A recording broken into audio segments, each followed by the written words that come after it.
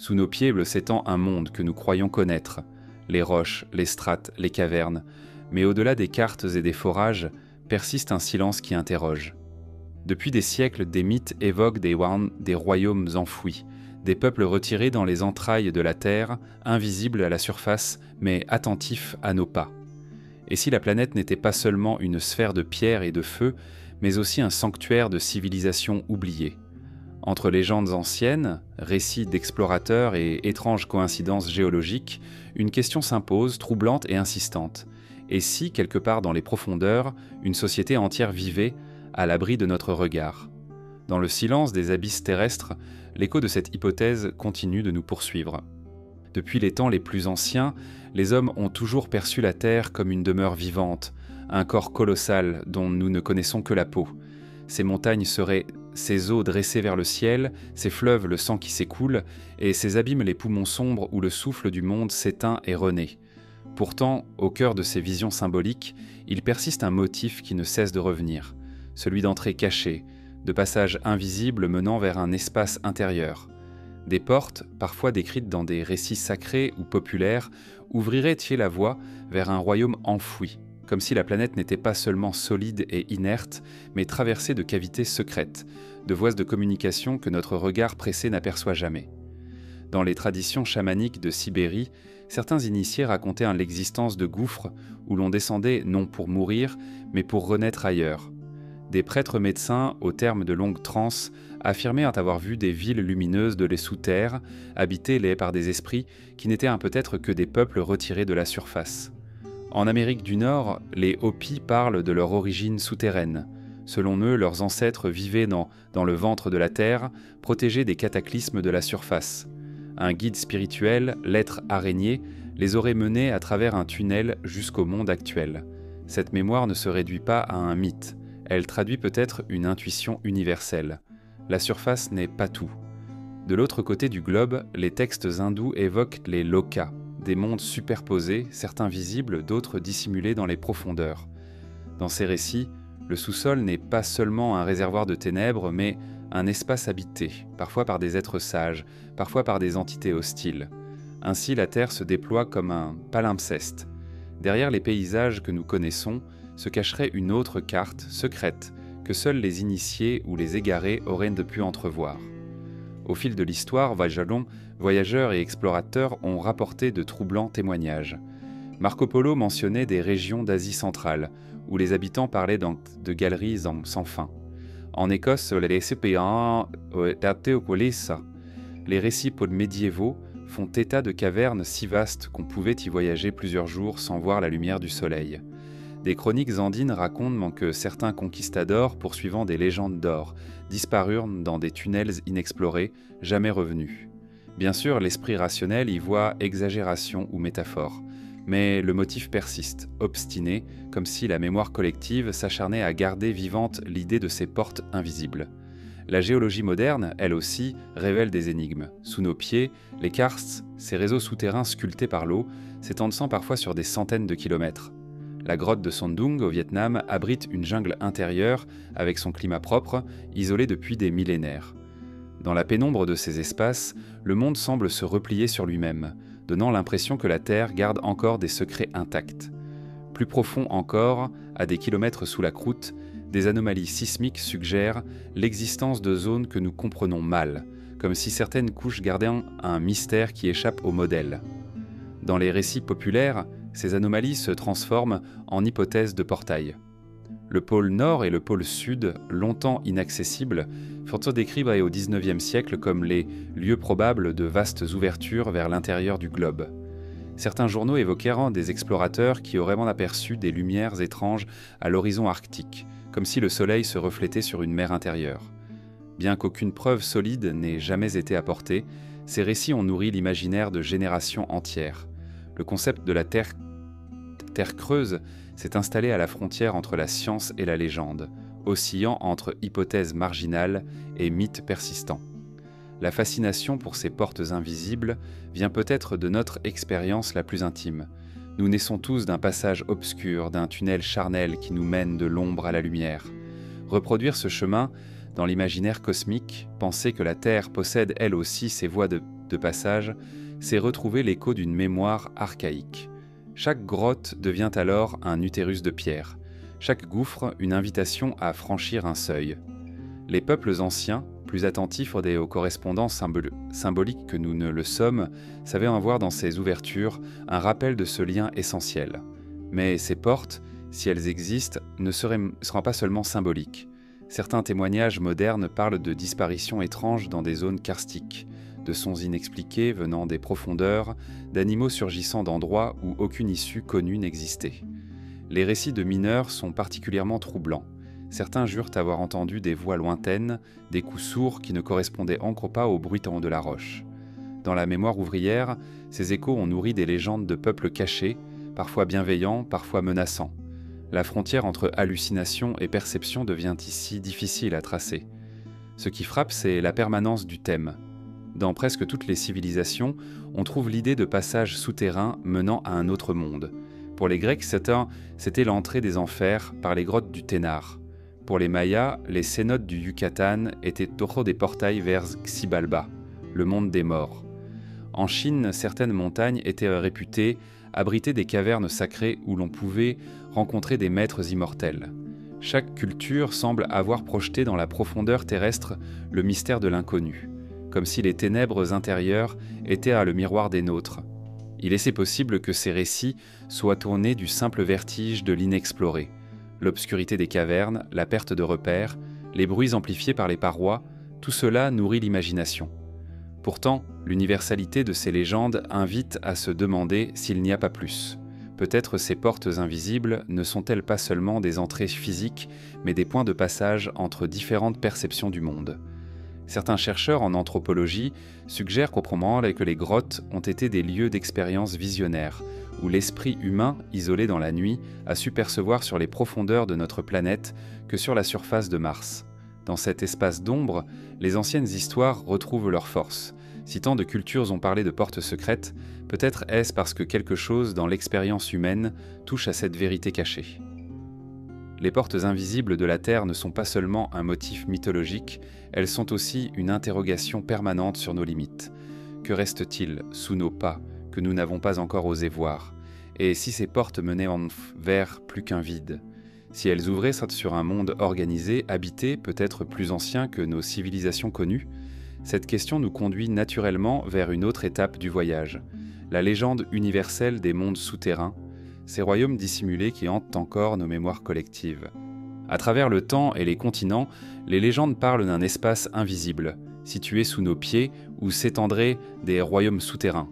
Ces récits, loin d'être isolés ou marginaux, apparaissent dans les mythologies les plus diverses, comme si l'humanité entière avait porté en elle une mémoire commune d'un autre monde caché. Derrière les variantes locales, on retrouve une idée persistante. La Terre ne se limite pas à sa surface, elle abrite des cités, des sanctuaires, peut-être des civilisations complètes qui vivent dans les entrailles du sol. Chez les Grecs anciens, l'entrée des enfers n'était pas une métaphore vague. Il situait pan des portes bien réelles, ouvertes dans la roche. Le cap Ténar, au sud du Péloponnèse, était réputé être un passage direct vers le monde d'Hadès. À Cume, en Italie, on disait que la Sibylle guidait les vivants dans les profondeurs pour qu'ils rencontrent les morts. Dans ces lieux, la frontière entre mythe et géographie était mince. Des cavernes, des gouffres, des grottes concrètes alimentaient la croyance que des mondes se trouvaient en dessous. Dans la tradition nordique, les Nibelungen habitent un royaume souterrain, gardien de trésors fabuleux. Les sagas décrivent des êtres qui vivent loin de la lumière, mais qui disposent de savoir et d'armes inaccessibles aux hommes de la surface. Ces récits, transmis de génération en génération, entretiennent l'idée que les profondeurs ne sont pas vides, mais habitées par des forces anciennes, parfois menaçantes, parfois sages. Les peuples amérindiens, eux aussi, portent cette mémoire. Les Zunis et les Hopis racontent qu'avant de fouler la surface, leurs ancêtres vivaient dans un monde souterrain. Ils auraient été guidés par des esprits vers la sortie, à travers un passage symbolisé par un roseau géant. Mais certains, dit-on, auraient choisi de rester dans les entrailles de la Terre, poursuivant leur existence loin des yeux humains. Pour ces cultures, le souterrain n'est pas un enfer, mais un refuge, une matrice protectrice que l'on quitte ou à laquelle on retourne. En Mésopotamie, berceau des premières civilisations écrites, on retrouve des traces similaires. Les tablettes sumériennes évoquent Laralu, un royaume souterrain gouverné par la déesse Ereshkigal. Les morts y descendaient, mais certains héros, tels Gilgamesh, y ont aussi voyagé de leur vivant. Le récit des 7 Teprar, des 7 portes qu'il faut franchir pour atteindre ce monde est une image puissante. Le souterrain n'est pas un espace banal, il est structuré, hiérarchisé, doté de lois propres. Même en Afrique, où le désert semble éloigner toute idée de profondeur, des traditions rapportent l'existence de peuples cachés sous le sable. Au Mali, certaines légendes d'Ogon parlent d'ancêtres qui venaient de cavernes où ils auraient reçu les connaissances du ciel.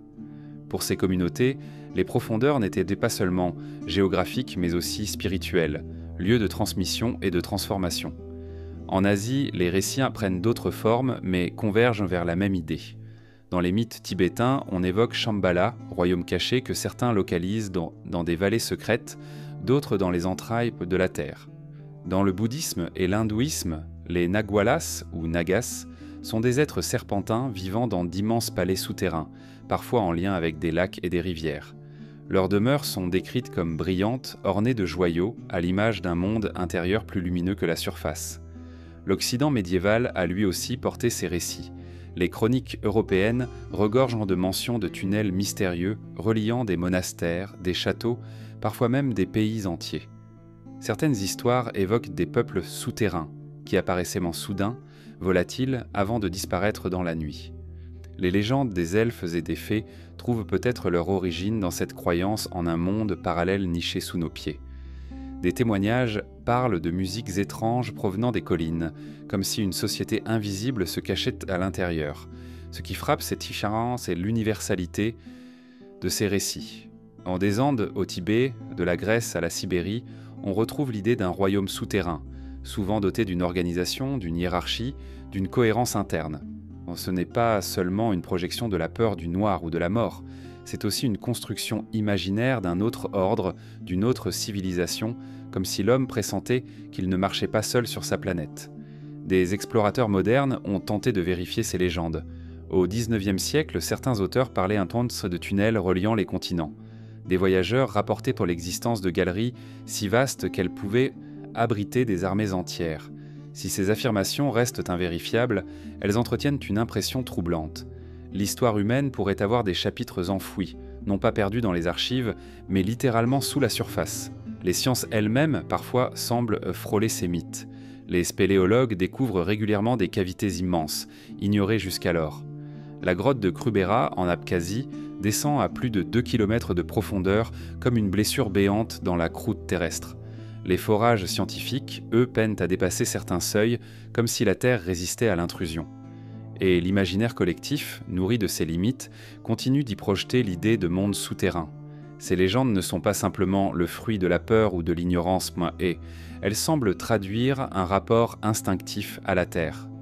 Ce besoin d'imaginer qu'il existe, en dessous de nous, un autre espace ordonné et vivant, est peut-être une manière d'accepter que le monde n'est jamais totalement connu.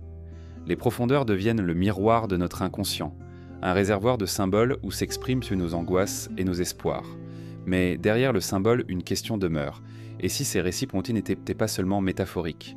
Et si des civilisations, oubliées ou retirées, avaient réellement choisi de s'enfouir dans les entrailles du globe? Certains textes anciens vont plus loin, évoquant non seulement des royaumes souterrains, mais des empires lumineux, organisés autour d'un centre mythique. Des noms comme Agartha ou Shambhala résonnent encore aujourd'hui, porteurs de cette fascination. Ces royaumes ne seraient pas seulement des refuges ou des prisons pour les morts, mais de véritables sociétés dotées de savoirs supérieurs. Cette idée, qui traverse les âges, nous conduit naturellement à explorer ces lieux emblématiques où le mythe prend la forme d'un centre rayonnant, d'une cité intérieure au cœur de la Terre. Parmi toutes les légendes des mondes souterrains, 2 noms résonnent avec une intensité particulière, Agartha et Shambhala. Ils apparaissent dans des traditions venues d'Orient, mais leur écho a traversé les siècles et les continents jusqu'à devenir aujourd'hui des symboles universels de royaumes cachés, situés au cœur de la Terre ou dans des vallées invisibles aux regards humains. Ces lieux ne sont pas décrits comme des enfers de souffrance, mais comme des refuges lumineux, des cités d'harmonie et de savoir, des centres mystérieux où se conserverait un patrimoine oublié, inaccessible aux civilisations de surface. Dans les récits tibétains, Shambhala est un royaume idéal, caché derrière des montagnes infranchissables ou dissimulé sous la croûte terrestre.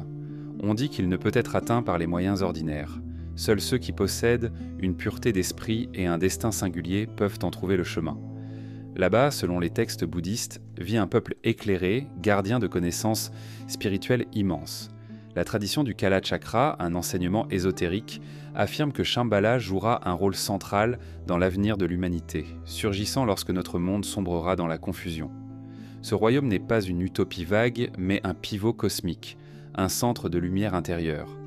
Agartha, de son côté, est une image plus vaste encore.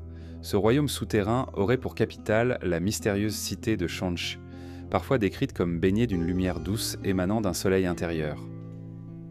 Dans certains récits ésotériques occidentaux, popularisés au XIXe et au XXe siècle, Agartha s'est présenté comme un immense empire enfoui sous nos pieds, relié par un réseau de galeries qui parcourt toute la planète.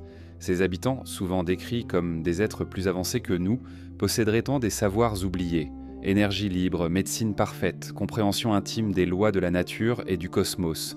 Leur isolement ne serait pas dû au hasard, mais à un choix conscient, se retirer du tumulte de la surface pour protéger un héritage. Les sources de ces légendes sont multiples. On retrouve des traces d'Agartha dans les récits bouddhistes, mais aussi dans les spéculations de voyageurs occidentaux. Ferdynand Ossendowski, explorateur polonais du début du XXe siècle, affirma avoir entendu des moines de Mongolie parler d'un royaume souterrain. Il l'appelait Agarthi, et le décrivait comme un empire invisible, gouverné par un roi du monde, détenteur d'un pouvoir spirituel universel. Ossendowski rapporta ces paroles dans son ouvrage « Bêtes, hommes et dieux » en 1922. Depuis, Agartha est devenue une pièce centrale du puzzle imaginaire des terres intérieures. Mais comment comprendre cette convergence entre Shambhala et Agartha ? L'une semble être un centre spirituel, réservé aux élus, l'autre une civilisation organisée, presque politique, qui se cache dans les profondeurs. Pourtant, les deux partagent une même fonction symbolique, celle d'un refuge lumineux, intact, protégé de la corruption du temps. Pour les peuples qui les évoquent, ces royaumes sont l'assurance que le savoir véritable ne disparaît jamais complètement, mais qu'il est préservé quelque part, à l'abri de nos défaillances. Il est frappant de constater à quel point ces récits parlent d'une lumière intérieure. Shambhala est décrite comme resplendissante, inaccessible au regard profane, mais rayonnante pour celui qui sait voir. Agartha, selon ses descriptions ésotériques, n'est pas plongée dans l'obscurité des profondeurs, mais éclairée par une source mystérieuse, un soleil intérieur qui n'appartient qu'à elle. Cette insistance sur la lumière souterraine renverse notre perception habituelle. Nous pensons le sol comme un lieu de ténèbres, mais ces traditions y voient au contraire un espace d'illumination, peut-être même plus pur que celui de la surface.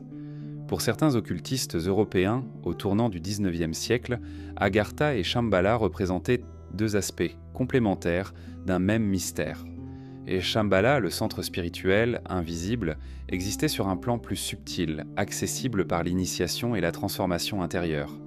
Agartha, elle, incarnait la contrepartie matérielle, un royaume physique véritablement caché dans la terre, où des êtres humains ou humanoïdes continuaient leur existence. Ensemble, ces deux pôles formaient une image de l'humanité idéale, divisée entre le visible et l'invisible, le physique et le spirituel. Des écrivains et chercheurs marginaux ont repris cette idée pour la projeter dans l'imaginaire moderne. René Guénon, penseur français du début du XXe siècle, évoquait dans ses écrits le roi du monde, un souverain caché, garant de l'équilibre cosmique, qui résiderait dans Agartha. Pour Guénon, ce n'était pas un conte mais une structure symbolique de la tradition primordiale. D'autres auteurs, plus aventureux, allèrent jusqu'à imaginer des cartes secrètes, des tunnels reliant le Tibet aux Andes, l'Asie à l'Arctique, tous convergeant vers cette capitale intérieure. Dans le contexte politique et culturel du XXe siècle, ces légendes furent parfois récupérées. Des rumeurs persistantes affirment que des expéditions, notamment allemandes dans les années 1930, auraient intenté de localiser ces royaumes, convaincus que des technologies inconnues y étaient conservées. Si ces récits tiennent davantage du fantasme que de l'histoire avérée, ils montrent à quel point l'idée d'une civilisation intérieure, plus avancée, a pu séduire des esprits avides de pouvoir et de mystère. Mais au-delà des dérives, l'essence de ces légendes demeure intacte. Agartha et Shambhala représentent l'espoir d'une sagesse dissimulée, préservée du chaos humain. Elles sont l'expression d'un désir profond, celui de croire que, même si nos sociétés s'effondrent, il existe quelque part un centre inaltérable, prêt à ressurgir lorsque nous serons prêts à l'accueillir. La question de leur localisation, bien sûr, reste énigmatique.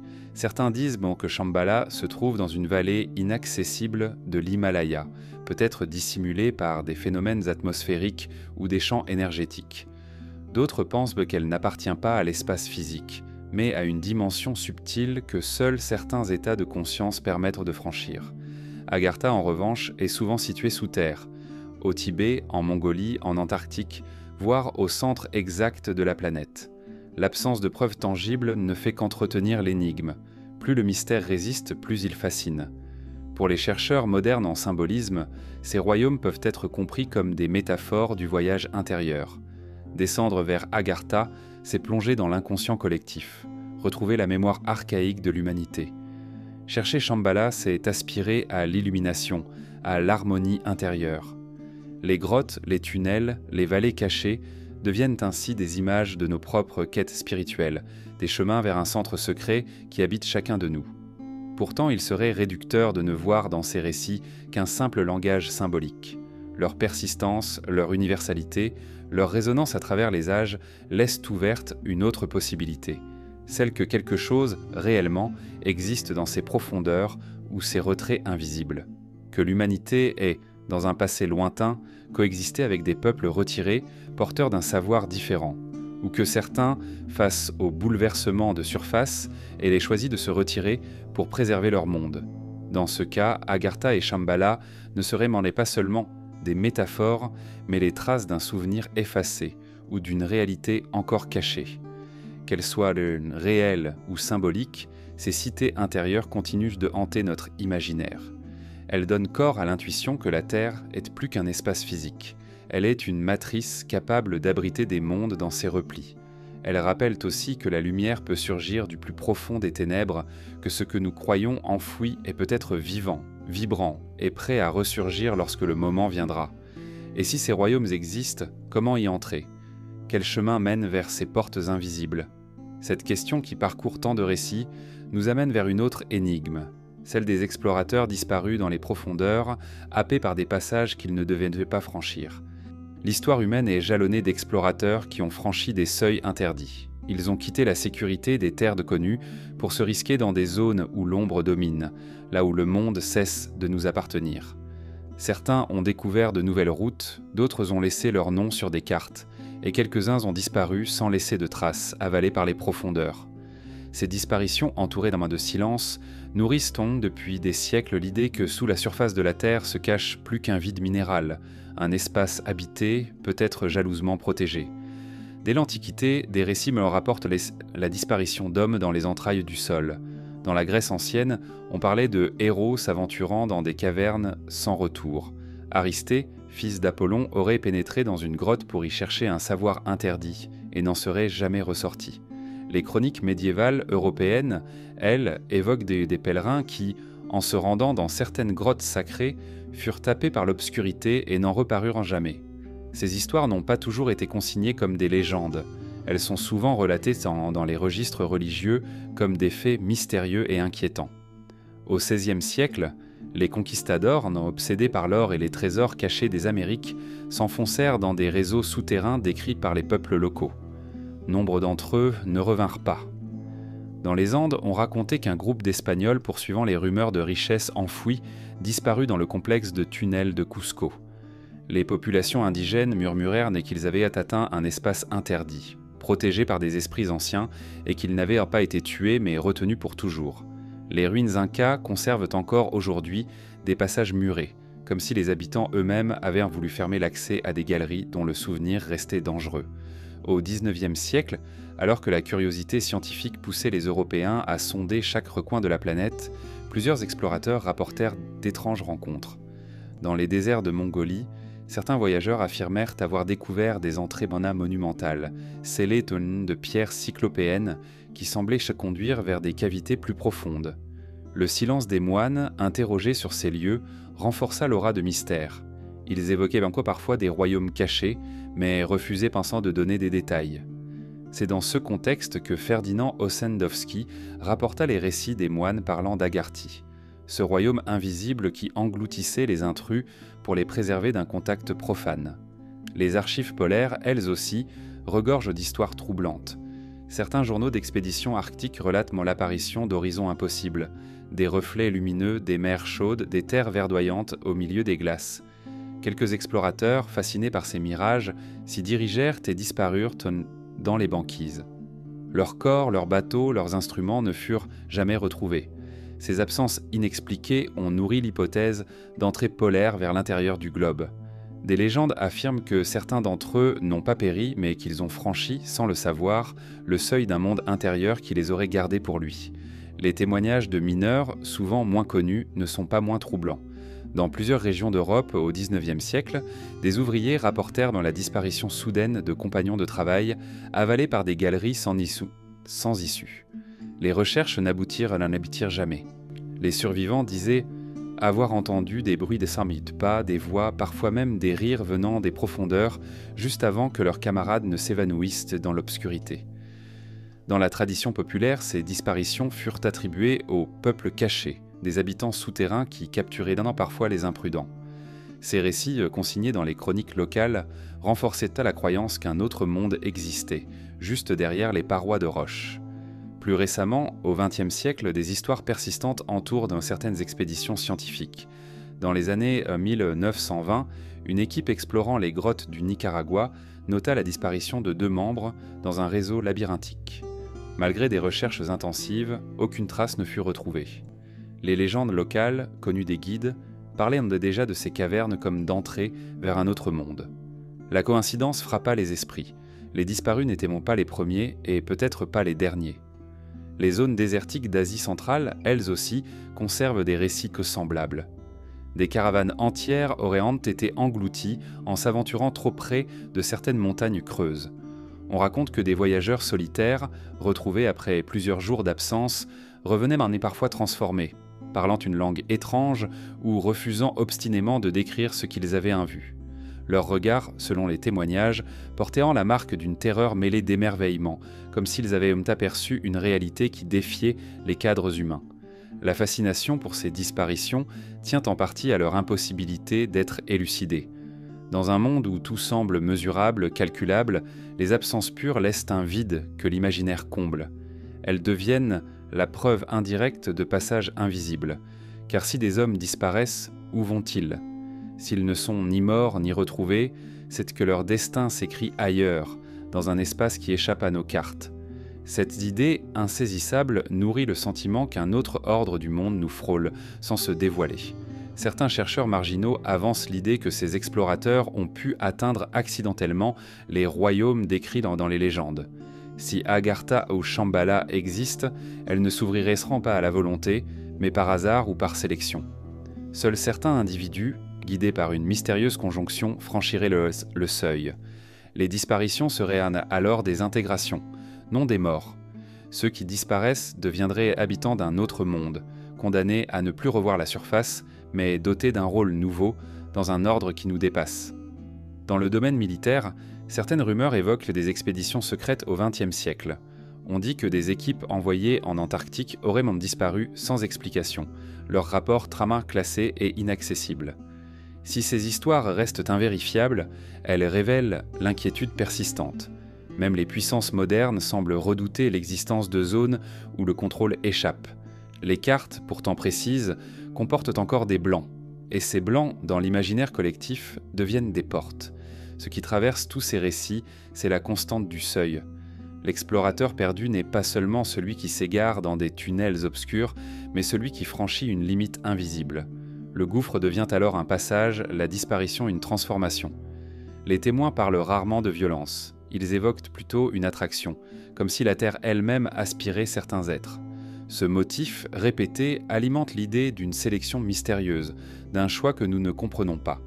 Et si ces explorateurs n'étaient pas victimes mais élus ?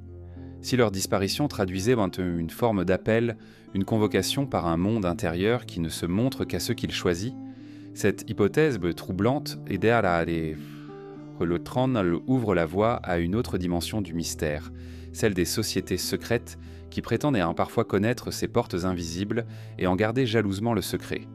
Depuis des siècles, les récits sur les mondes souterrains ne se limitent pas aux mythes populaires ou aux chroniques d'explorateurs disparus. Ils apparaissent aussi dans les traditions de sociétés secrètes, d'ordres initiatiques et de fraternités ésotériques qui, toutes, affirment conserver une connaissance oubliée. Ces cercles discrets parlent d'entrées cachées, de passages interdits, de royaumes lumineux où des gardiens veillent. Leurs témoignages, transmis dans des textes codés ou des rituels, donnent à l'idée de civilisation souterraine une dimension encore plus troublante, celle d'un savoir volontairement occulté, réservé à quelques initiés. En Occident, l'un des premiers échos de cette tradition se trouve chez les alchimistes de la Renaissance. Nombre d'entre eux évoquaient l'existence d'un centre du monde, un lieu caché où se conservait la vérité primordiale. Leurs symboles, souvent obscurs, parlaient de montagnes creuses, de palais invisibles, de cités rayonnantes enfouies dans les profondeurs. Pour eux, le voyage alchimique n'était pas seulement spirituel, il s'agissait aussi de retrouver la mémoire d'un sanctuaire intérieur, à la fois réel et symbolique. Certains textes mentionnent explicitement l'idée d'une cité des sages, protégée par des galeries souterraines, que seuls les initiés pouvaient atteindre. Au XVIIIe siècle, les récits maçonniques reprennent ce thème. Les loges les plus influentes d'Europe parlaient de salles cachées sous la surface de la Terre, véritables chambres de connaissances. Les rituels d'initiation évoquent parfois une descente symbolique dans les profondeurs, suivie d'une renaissance dans la lumière. Pour les francs-maçons, l'ombre du souterrain représente l'ignorance, mais elle cache aussi un espace de révélation. Les textes les plus ésotériques parlent de gardiens invisibles, entités ou peuples veillant à ce que les secrets du monde intérieur ne soient pas profanés par des curieux non préparés. Dans le courant rosicrucien, apparu au XVIIe siècle, on retrouve également des références à des communautés invisibles, parfois décrites comme vivant au centre de la Terre. Les manifestes rosicruciens parlent d'une fraternité cachée, immortelle, gardienne de savoirs anciens qui ne doivent pas tomber entre toutes les mains. Même si le langage est souvent symbolique, l'idée d'un lieu concret, souterrain, revient comme une récurrence obsédante. Les rosicruciens affirmaient que leurs maîtres, invisibles à la société ordinaire, guidaient discrètement le destin du monde depuis leur retraite. Et si ces retraites n'étaient pas seulement métaphoriques, mais bien enfouies sous nos pieds. Les témoignages orientaux renforcent ce mystère. Dans le bouddhisme tibétain, certains maîtres spirituels affirment que des royaumes cachés existent, protégés par des champs de force invisibles.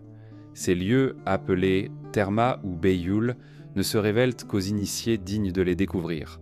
On y trouve des communautés pures, préservées des guerres et des corruptions du monde extérieur. Plusieurs explorateurs spirituels des 19e et 20e siècles racontent avoir rencontré des lamas qui confirmaient l'existence de ces vallées ou de ces passages reliés à Shambhala ou à d'autres cités intérieures. Les initiés, cependant, ne livraient jamais plus que des allusions. Un geste de silence, un sourire, un mot voilé. Certaines traditions occultes vont plus loin encore. Elles parlent d'Agartha non pas comme d'un mythe, mais comme d'un empire réel, gouverné par un roi du monde, un être dont l'autorité dépasse celle des rois de la surface. Des sociétés ésotériques européennes du XIXe siècle, comme la société théosophique de Helena Blavatsky, reprirent ce thème. Blavatsky affirma que des maîtres de sagesse, résidant dans des retraites souterraines, guidaient secrètement l'évolution humaine. Ses disciples croyaient fermement que ces maîtres n'étaient pas seulement spirituels, mais incarnés dans des communautés réelles, invisibles, situées sous des montagnes ou des déserts. Au XXe siècle, d'autres ordres ésotériques reprirent ces récits. Certains parlaient de tunnels reliant le Tibet, l'Inde et l'Asie centrale à des cités souterraines où résideraient encore ces gardiens. Des récits circulaient parmi des cercles initiatiques en Europe, affirmant que des envoyés avaient été reçus dans ces lieux. Bien sûr, ces témoignages sont impossibles à vérifier, mais leur récurrence intrigue. Pourquoi tant de sociétés secrètes, éloignées dans le temps et l'espace, parlent-elles d'entrer vers des royaumes intérieurs ? Est-ce une simple métaphore de l'initiation, ou bien le reflet d'une connaissance ancienne jalousement gardée ? Il est possible que ces traditions soient les héritières d'un savoir perdu. Si une civilisation souterraine a réellement existé, ou existe encore, il est logique que seuls certains groupes aient pu conserver la mémoire de ces portes. Les sociétés secrètes se présenteraient alors comme des médiatrices entre deux mondes, la surface ignorante et l'intérieur lumineux. Leurs symboles, leurs rites, leurs récits codés seraient l'un les fragments d'une transmission cryptée destinée à ne pas disparaître. D'autres voient dans ces affirmations une stratégie de pouvoir. En prétendant détenir les secrets des mondes souterrains, les sociétés initiatiques renforçaient leur aura de mystère. Les récits d'entrées cachées devenaient des images de l'accès au savoir interdit, attirant les curieux et repoussant les profanes. Qu'ils soient réels ou non, ces témoignages ont eu une force immense. Ils ont entretenu l'idée que le monde que nous voyons n'est pas le seul, qu'une dimension cachée continue d'exister sous nos pas. Certains indices troublants semblent toutefois renforcer ces récits. Dans plusieurs régions du monde, des réseaux de tunnels anciens ont été découverts, taillés dans la roche avec une précision inexplicable. En Turquie, la cité souterraine de Derinkuyu, redécouverte au XXe siècle, descend sur plusieurs niveaux, avec des salles pouvant abriter des milliers de personnes. Ces couloirs s'étendent sur des kilomètres, reliés à d'autres complexes encore. Si un tel réseau a pu exister dans l'Antiquité, pourquoi d'autres, plus vastes encore, n'auraient-ils pas été enfouis ou volontairement cachés ? Les sociétés secrètes, dans ce cas, n'auraient fait que garder la mémoire de ce que la science redécouvre lentement. Le plus fascinant demeure le silence, car lorsque l'on interroge les traditions initiatiques sur la localisation de ces royaumes, la réponse est toujours la même. Il existe des portes, mais elles ne se révèlent pas par la force. Elles apparaissent à ceux qui sont prêts et disparaissent aux yeux des autres. C'est comme si le secret des mondes souterrains ne dépendait pas seulement de géographie ou de technologie, mais d'un état de conscience. Une barrière subtile, invisible, protégerait ces royaumes des regards indiscrets. Ainsi, les témoignages des sociétés secrètes ajoutent une profondeur nouvelle à l'énigme. Ils suggèrent que le mystère n'est pas seulement une curiosité ou une légende, mais une connaissance conservée, gardée, transmise de génération en génération. Peut-être qu'un jour, ce savoir s'ouvrira au grand jour. Peut-être que, dans l'ombre, certains en possèdent déjà les clés. Mais en attendant, ces récits bouleversants nous rappellent que sous la surface paisible de notre monde, un autre univers se cache, protégé par le silence des initiés. Et si ces gardiens souterrains ne protégeaient pas seulement un savoir spirituel, mais aussi une réalité physique que la science commence à pressentir. Cette question nous conduit vers une autre énigme, celle des cavernes sans fin, explorées par les géologues et les spéléologues, dont les profondeurs semblent parfois défier toute logique. La Terre que nous croyons si solidement établie sous nos pieds est parcourue de vide. Des labyrinthes de pierres, des gouffres, des cavernes, des réseaux souterrains qui défient notre imagination. Depuis que l'homme a osé y pénétrer, il a découvert que ces espaces ne sont pas de simples trous dans la roche, ce sont des mondes entiers, des écosystèmes autonomes, parfois si vastes qu'ils ressemblent à des royaumes. La science moderne, en cartographiant et en explorant ces lieux, a confirmé ce que les légendes pressentaient depuis longtemps. La Terre n'est pas pleine, elle est traversée de mystères. La spéléologie, discipline née au XIXe siècle, a révélé l'ampleur de ces cavités. Les karsts, ces reliefs calcaires dissous par l'eau, abritent d'immenses réseaux souterrains. En Europe centrale, en Asie, en Amérique, des grottes s'étendent sur des centaines de kilomètres. La grotte de Mammoth, aux États-Unis, est aujourd'hui le plus vaste système connu. Plus de 600 km de galeries explorées, et chaque année, de nouveaux passages sont découverts. On y trouve des salles gigantesques, des lacs souterrains, des couloirs qui semblent s'enfoncer sans fin. Lorsque l'on marche dans ces entrailles, on ne peut s'empêcher d'imaginer que ces couloirs ne sont peut-être que des fragments d'un monde plus vaste, encore caché.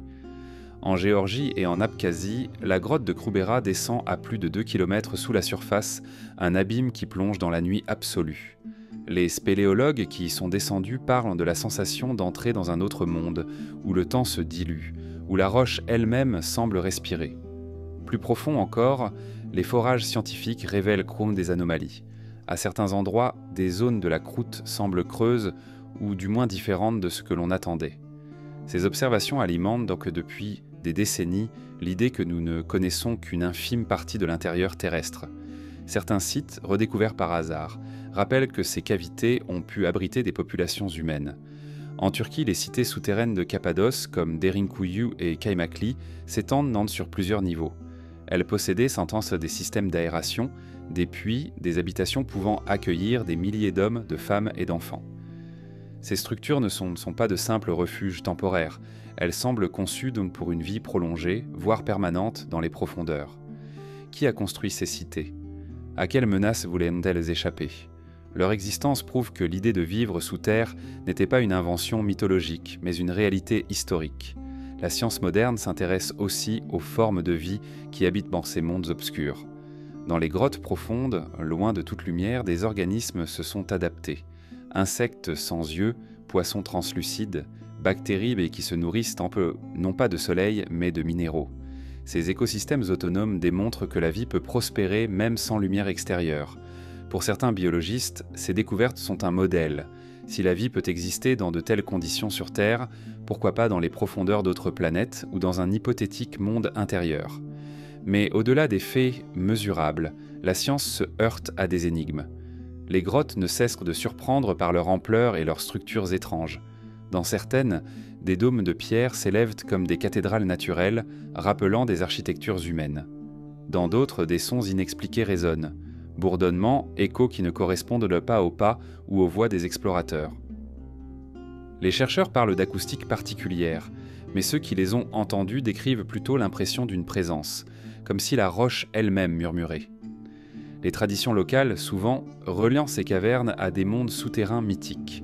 Les grottes du Yucatan, au Mexique, étaient pour les Mayas des portes vers Xibalba, le royaume des morts.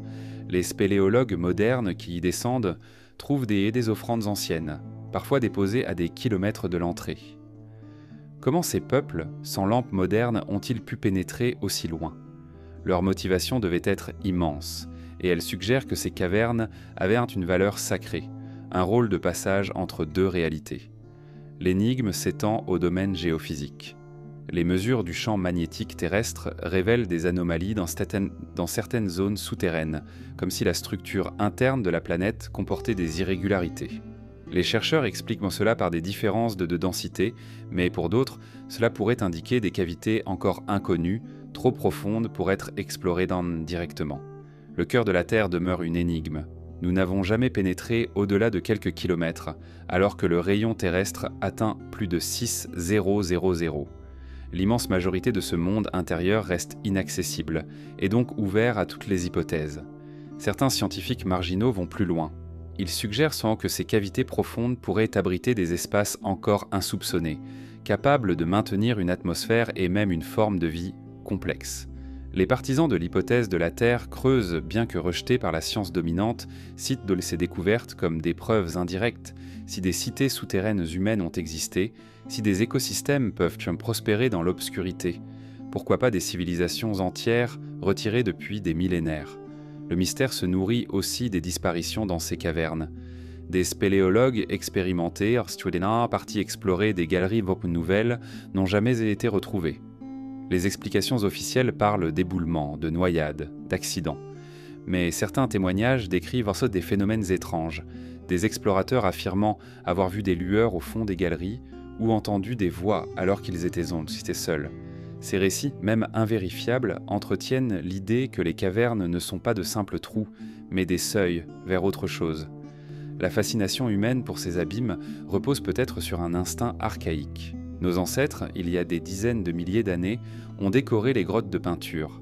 Lascaux, Chauvet, Altamira, autant de sanctuaires où la nuit minérale servait de toile aux visions humaines. Pourquoi ces lieux souterrains furent-ils choisis? Était-ce seulement pour se protéger des intempéries ou parce qu'ils offraient une porte symbolique vers un autre monde? Les archéologues parlent de chamanisme, d'expériences visionnaires, mais peut-être ces premiers artistes avaient-ils pressenti que la profondeur était plus qu'un abri, une matrice du mystère. Aujourd'hui encore, malgré les technologies, les cavernes demeurent des territoires d'incertitude. Les cartes se complètent, mais ne s'achèvent jamais. Chaque découverte révèle de nouveaux couloirs, de nouvelles salles, comme si la Terre résistait à toute tentative d'épuisement. Cette incomplétude nourrit la question. Et si les réseaux souterrains connus n'étaient que la surface d'un ensemble plus vaste, invisible, protégé par des seuils que nous n'avons pas encore franchis? La science des cavernes, en accumulant les faits, n'a pas dissipé le mystère. Au contraire, elle l'a rendu plus concret. Les gouffres, les cités enfouies, les organismes adaptés aux ténèbres, tout cela confirme que le monde intérieur est habitable, habité peut-être encore aujourd'hui. La frontière entre le mythe et la réalité se brouille à mesure que les explorations progressent, et si ces cavernes, loin d'être de simples curiosités géologiques, étaient les fragments d'un système plus vaste, relié à des phénomènes que nous ne comprenons pas encore, les anomalies du champ magnétique terrestre, relevées Tkeana par les géophysiciens, ouvrent une piste nouvelle. Peut-être que la Terre elle-même nous indique discrètement que ses profondeurs recèlent plus qu'un amas de roches et de métal. La Terre telle que nous l'apercevons semble stable, prévisible, ancrée dans des lois physiques immuables. Pourtant, son cœur invisible raconte une toute autre histoire. Sous nos pas, à des milliers de kilomètres, le noyau de métal liquide génère un champ magnétique qui enveloppe la planète comme une aura. Ce champ protecteur repousse les radiations solaires et maintient l'équilibre fragile de la vie. Mais il n'est pas uniforme. Il tremble, il fluctue, il s'affaiblit parfois, et dans certaines régions, il se tord étrangement, comme s'il révélait l'existence de structures que nous ne comprenons pas encore. Ces anomalies, invisibles le champ à l'œil nu, sont peut-être les signes que la Terre cache en son sein plus qu'un simple moteur géophysique. Les premières mesures précises du champ magnétique remontent au XIXe siècle. Les navigateurs avaient déjà remarqué, depuis longtemps, que la boussole n'était pas toujours fiable. Dans certaines zones, l'aiguille semblait hésiter, se dévier sans raison. Les marins rapportaient ces phénomènes avec inquiétude, les attribuant parfois à des influences du surnaturel, à des îles mystérieuses ou à des forces invisibles. Plus tard, avec le développement de la géophysique, on comprit que le champ magnétique terrestre n'était pas un champ lisse et homogène, mais un tissu complexe marqué de perturbations locales. L'une des anomalies les plus célèbres est celle de l'Atlantique Sud. Dans cette vaste région qui s'étend du Brésil à l'Afrique du Sud, le champ magnétique est particulièrement faible. Les satellites qui passent au-dessus enregistrent des perturbations inquiétantes. Leurs instruments se brouillent, leurs circuits sont exposés aux radiations. Les scientifiques expliquent cela par la configuration particulière du noyau terrestre dans cette zone. Pourtant, certains chercheurs voient bien dans cette faiblesse un mystère plus profond, et si cette région signalait une ouverture vers une structure interne encore inconnue. Les traditions locales, en Afrique comme en Amérique du Sud, parlent depuis des siècles de cavernes sacrées, de mondes enfouis sous les montagnes. Le rapprochement est troublant. D'autres anomalies sont relevées dans les zones polaires. Le pôle nord magnétique ne cesse de se déplacer, glissant lentement de l'Arctique canadien vers la Sibérie. Ce mouvement imprévisible défie nos modèles. Le pôle sud magnétique, lui aussi, n'est pas fixé. Ce glissement permanent intrigue. Qu'est-ce qui, dans les profondeurs, pousse ainsi les pôles à se déplacer ? Certains scientifiques avancent l'idée que des masses métalliques inconnues, enfouies dans le manteau terrestre, influencent la dynamique. Mais d'autres y voient un indice. Peut-être que ces déplacements traduisent dans l'existence de cavités, de flux ou même de structures plus organisées, cachées sous la croûte. La Chine, la Sibérie, l'Amazonie, autant de régions où les cartes magnétiques révèlent des zones d'anomalies intenses. Dans la steppe mongole, certains voyageurs du XIXe siècle racontaient que leur boussole devenait folle, tournoyant sur elle-même. Les habitants, eux, expliquaient cela par la présence de montagnes creuses, abritant des royaumes cachés. En Amazonie, les explorateurs du XXe siècle rapportèrent des zones où les instruments cessaient de fonctionner, comme si une force invisible brouillait les mesures. Les chamans locaux parlaient de passage vers le monde d'en bas, gardé par des esprits qui détournaient les intrus. L'écho entre données scientifiques et traditions ancestrales ne peut être ignoré. Le champ magnétique terrestre, en réalité, est en perpétuel changement. Depuis des millénaires, il s'affaiblit et se renforce, se déplace et parfois même s'inverse. Les archives géologiques montrent qu'il y a environ 780 000 ans, les pôles se sont inversés. Le nord est devenu le sud et inversement. Ces inversions restant inexpliquées. Les modèles parlent de turbulences dans le noyau, mais peut-être que ces bouleversements sont liés à des structures intérieures qui échappent à notre compréhension. Dans l'imaginaire des civilisations, ces instabilités ont souvent été perçues comme des signes de portail, des passages ouverts ou fermés par la Terre elle-même. Certains chercheurs non conventionnels vont plus loin. Ils suggèrent que ces anomalies pourraient correspondre à des portes énergétiques, des zones où la frontière entre la surface et les profondeurs s'amincit. Dans cette vision, le champ magnétique ne serait pas seulement un bouclier physique, mais un voile, une membrane séparant aux deux mondes. Quand il se déchire ou se déforme, des échanges deviennent possibles. Ces hypothèses, bien qu'éloignées de la science officielle, rejoignent de nombreux récits anciens parlant de portes invisibles, toujours situées dans des régions marquées par des perturbations mystérieuses. La recherche militaire et spatiale a, elle aussi, rencontré ces anomalies. Plusieurs témoignages d'anciens techniciens évoquent des satellites mis hors service après avoir traversé l'anomalie de l'Atlantique Sud. D'autres rapports, à non plus confidentiels, parlent d'observations étranges lors de vols au-dessus de certaines zones où les instruments devenaient incontrôlables. L'armée, dans de nombreux pays, a financé des études pour comprendre ces perturbations, non seulement pour protéger ces appareils, mais aussi pour s'assurer qu'elles ne cachaient pas des phénomènes exploitables par des rivaux. Le voile du secret, posé sur ces recherches, entretient l'impression que quelque chose dans ces anomalies dépasse la simple physique. Dans les traditions spirituelles, le magnétisme de la Terre a toujours été perçu comme une force vitale. Les chamans, les druides, les moines taoïstes, tous parlaient de courants souterrains, d'énergie qui traverse le sol et influencent les êtres vivants. Ces courants, invisibles mais ressentis, rappelaient les lignes de force du champ magnétique.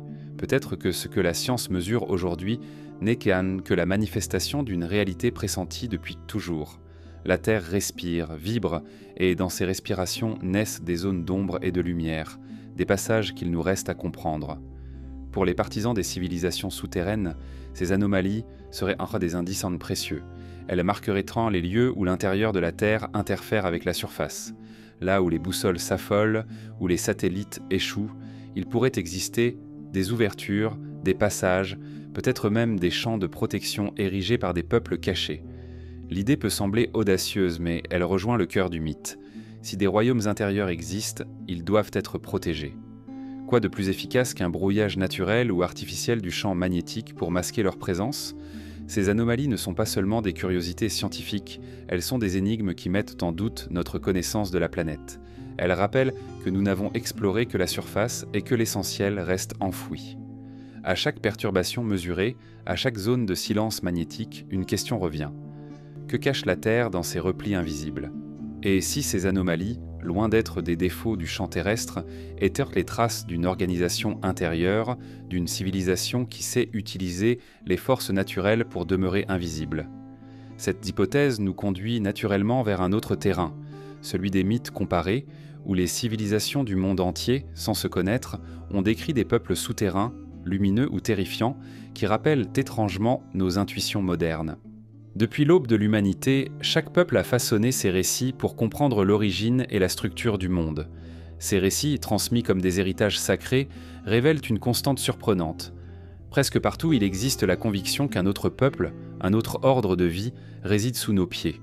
Que ce soit dans les cavernes, sous les montagnes, ou au cœur de la Terre elle-même, des civilisations entières apparaissent dans les mythes, parfois comme des refuges lumineux, parfois comme des royaumes obscurs et terrifiants. Comparer ces traditions si éloignées dans l'espace et le temps fait surgir une impression troublante. L'humanité semble avoir porté en elle une mémoire universelle d'un monde souterrain habité. Chez les Grecs, l'Hadès était un royaume structuré, organisé comme une cité. On y trouvait des fleuves, des phrates, des portes, des palais. Les morts y vivaient sous la gouverne du dieu Hadès et de sa reine Perséphone.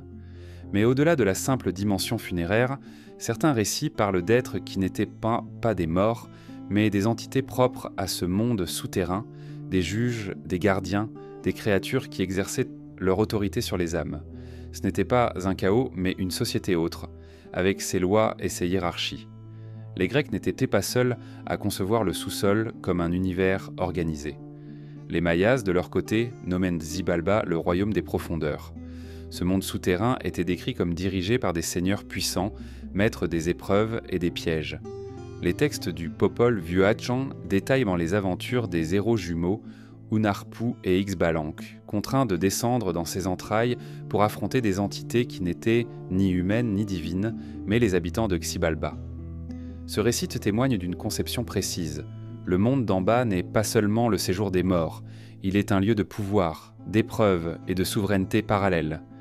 Chez les peuples nordiques, on retrouve les nains, maîtres des forges souterraines. Ces êtres liés à la pierre et au métal, vivant dans des cavernes profondes, à l'écart du monde des hommes.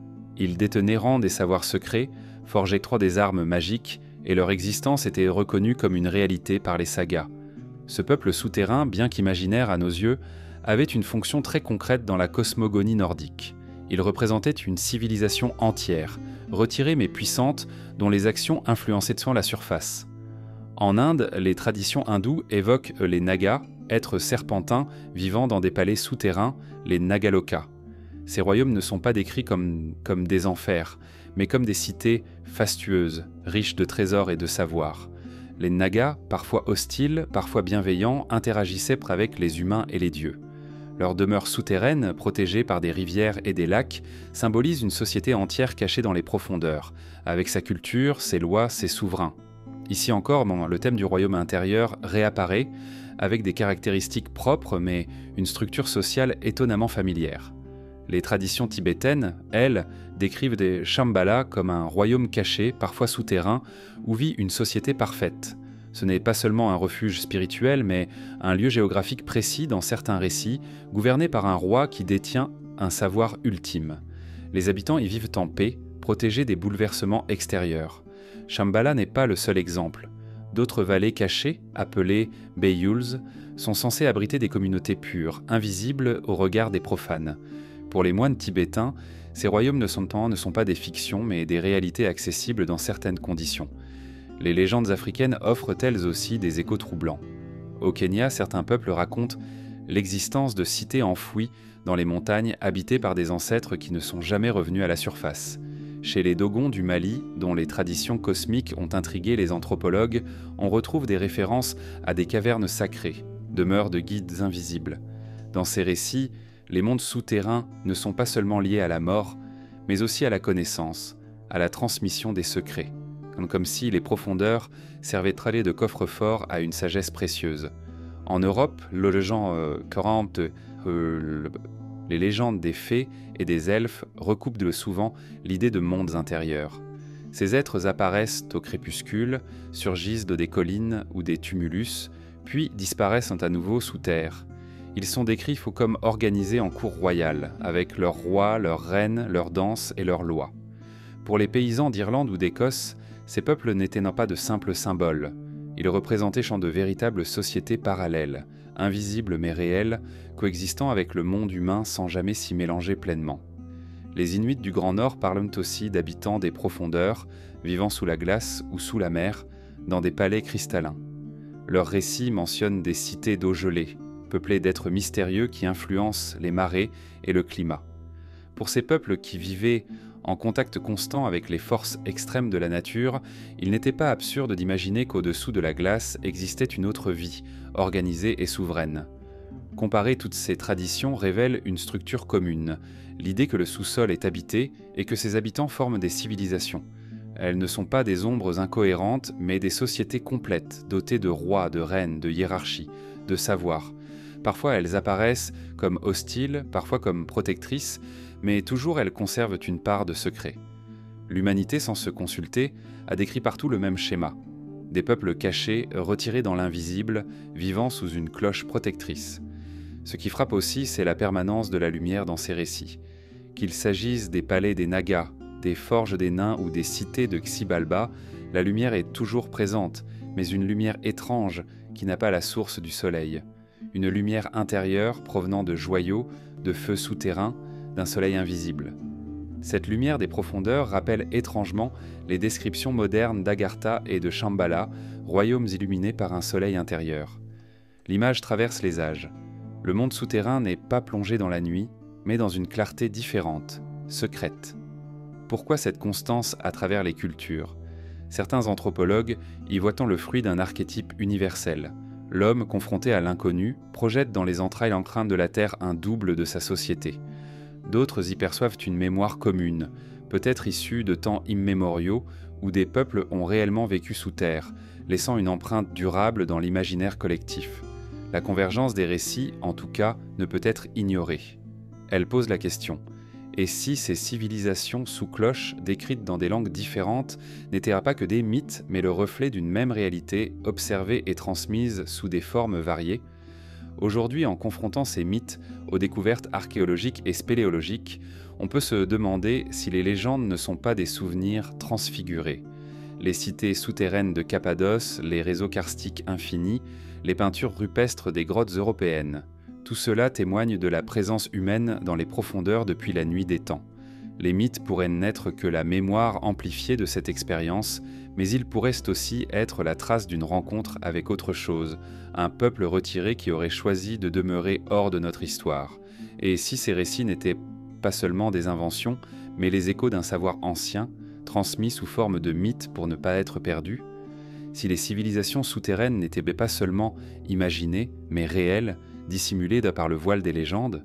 Cette hypothèse conduit à une interrogation plus vaste encore, car derrière ces récits se cache souvent une cosmogonie, une vision du monde où la Terre elle-même est vivante, habitée dans toutes ses couches.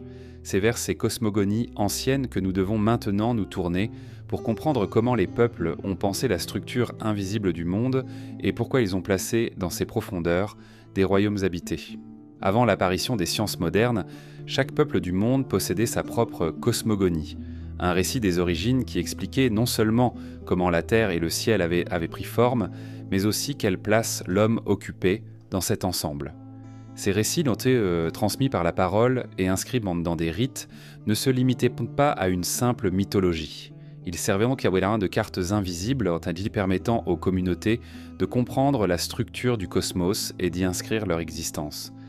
Dans presque toutes ces cosmogonies, la Terre n'est pas un objet inerte, mais un être vivant, un organisme sacré traversé de mondes. Et dans ses profondeurs, on retrouve presque toujours l'idée d'espaces habités, de royaumes intérieurs, mémoire d'une connaissance ou d'une intuition qui nous dépasse. Chez les anciens Égyptiens, la Terre était vue comme un immense corps. Le dieu Geb couché représentait le sol, tandis que le ciel était figuré par la déesse Nut, arquée au-dessus de lui. Les morts dans cette vision descendaient dans le Duat, un monde souterrain complexe peuplé de divinités, de gardiens et de juges. Le Duat n'était pas seulement un royaume des morts, il était un espace de transformation, une dimension parallèle où les âmes traversaient des épreuves pour renaître. Ce monde souterrain, décrit avec une précision étonnante dans le livre des morts, suggère que les Égyptiens voyaient dans les profondeurs de la terre une véritable dimension de vie organisée, où le chaos et l'ordre coexistaient. Les Mésopotamiens, eux aussi, avaient une vision hiérarchisée de l'univers. Le monde était divisé en plusieurs strates, le ciel des dieux, la surface des hommes, et l'Aralu, royaume souterrain dirigé par la déesse Ereshkigal.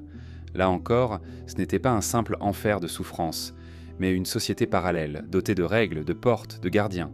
Les tablettes sumériennes racontent comment certains héros, comme Gilgamesh, ont tenté de franchir ces seuils. Ces récits témoignent d'une certitude. Les entrailles de la terre sont habitées, ordonnées, et elles détiennent des secrets que seuls quelques élus peuvent approcher. Dans l'Inde védique, les cosmogonies décrivent l'univers comme un ensemble de mondes superposés. Certains lumineux appartiennent aux dieux, d'autres plus sombres se situent sous la surface. Les Patalas, royaumes souterrains, sont habités par des Nagas et d'autres entités puissantes. Mais loin d'être des enfers stériles, ces Patalas sont décrits comme luxuriants, remplis de palais ornés de joyaux, baignés d'une lumière mystérieuse qui n'a pas besoin du soleil. Les textes sacrés vont jusqu'à nommer les souverains de ces mondes, à décrire leurs familles, leurs conflits, comme s'il s'agissait d'empires réels. Ces cosmogonies ne distinguent pas nettement entre mythe et géographie. Elles offrent une cartographie sacrée du visible et de l'invisible. Dans la Chine ancienne, la Terre était perçue comme un carré soutenu par des piliers, et sous ce carré se trouvaient des royaumes invisibles. Les montagnes sacrées, notamment, étaient vues comme des colonnes reliant le ciel et les profondeurs. De nombreux récits taoïstes parlent de grottes célestes, des cavernes qui n'étaient pas seulement des lieux physiques, mais des passages vers d'autres dimensions. Les maîtres taoïstes affirmaient que certains ermites avaient trouvé refuge dans ces cavernes, et y vivaient encore, dans une existence prolongée, protégée du temps. Ces croyances inscrivaient l'idée d'un monde intérieur dans la structure même de la Terre. Les peuples nordiques, eux, concevaient l'univers comme un immense frêne, l'Yggdrasil, dont les racines plongeaient dans différents mondes.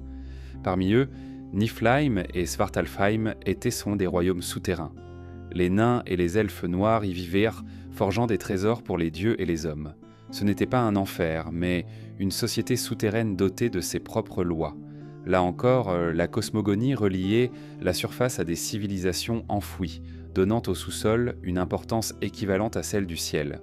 Chez les peuples amérindiens, la cosmogonie associe souvent la naissance de l'humanité au monde souterrain. Les Hopis racontent que leurs ancêtres vivaient dans des cavernes protectrices avant d'émerger à la surface. Cette émergence, guidée par des êtres spirituels, marque un passage entre deux états d'existence. Les Navajos, eux, parlent de plusieurs mondes successifs. L'humanité a gravi, étape après étape, différents plans de réalité, certains souterrains, avant d'arriver au monde actuel. Ces récits ne voient pas la Terre comme un simple support, mais comme une matrice habitée, où chaque strate correspond à une forme d'existence. En Afrique, de nombreuses cosmogonies associent aussi la Terre à une mère protectrice, dont les entrailles abritent non seulement les morts, mais aussi les ancêtres vivants. Chez les Bantous, la croyance en des royaumes invisibles sous le sol est largement répandue. Ces royaumes sont dirigés par des rois ou des esprits antiques qui continuent d'exercer une influence sur la surface. Pour les Dogons du Mali, les cavernes étaient liées à des révélations cosmiques. Elles servaient en fait de lieu d'initiation où l'on recevait des savoirs venus des étoiles, transmis par des êtres mystérieux.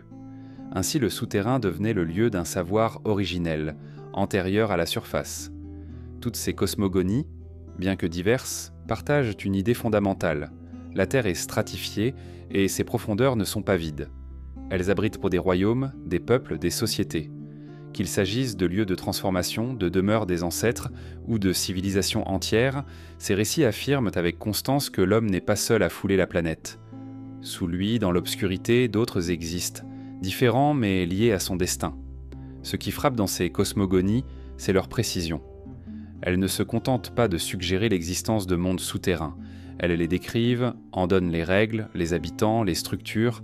Elles en font des univers cohérents qui ne relèvent pas seulement du symbolique. Même si nous les lisons aujourd'hui comme des mythes, il est difficile d'ignorer la convergence entre ces récits, dispersés sur toute la planète, comme si l'humanité entière, dans son enfance, avait porté une connaissance commune, effacée avec le temps mais conservée dans ses mémoires sacrées. Pour certains chercheurs, ces cosmogonies sont la trace d'expériences anciennes. Peut-être nos ancêtres ont-ils réellement vécu sous terre, lors de périodes cataclysmiques, et ont-ils transmis cette mémoire sous forme de mythes. Pour d'autres, elles traduisent une intuition universelle, l'idée que le monde visible n'est qu'une partie de la réalité, que d'autres mondes existent que derrière le voile, sous nos pas, dans les couches invisibles de la Terre. Quelle que soit l'explication, ces récits continuent de résonner comme des avertissements ou des invitations.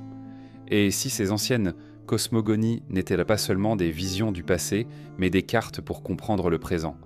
Car au-delà des mythes, des découvertes archéologiques semblent montrer que les hommes ont réellement creusé, bâti, circulé sous terre. Ce sont les tunnels, les labyrinthes, les réseaux que l'on retrouve aujourd'hui aux quatre coins du monde, vestiges peut-être d'une mémoire enfouie que les cosmogonies avaient déjà préservée. Sous la surface de la Terre, des structures oubliées s'étendent, comme les veines invisibles d'un corps ancien.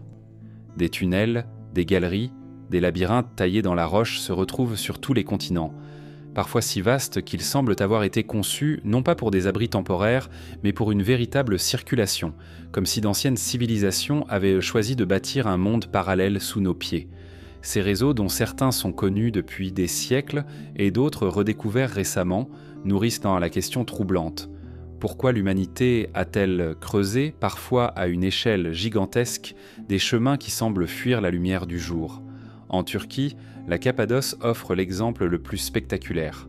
À Derinkuyu, redécouverte au XXe siècle, s'étend une cité souterraine capable d'abriter jusqu'à 21 000 personnes. Sur plusieurs niveaux, reliés par des couloirs étroits et des salles immenses, on trouve des cuisines, des greniers, des chapelles, des puits d'aération ingénieusement conçus. Ces cités n'étaient pas de simples cachettes d'urgence. Elles étaient organisées comme de véritables villes capables de soutenir une population entière pendant des mois, peut-être des années. Kaimakli, une autre cité voisine, présente une structure similaire et des tunnels relient même certaines de ces cités entre elles, sur des kilomètres. Qui les a creusées ? Dans quel but ? La science officielle parle de refuge contre les invasions, mais l'ampleur de l'ouvrage dépasse largement les nécessités d'une guerre ponctuelle. En Europe, les archéologues découvrent peu à peu l'existence de réseaux qui semblent avoir été conçus à l'échelle du continent.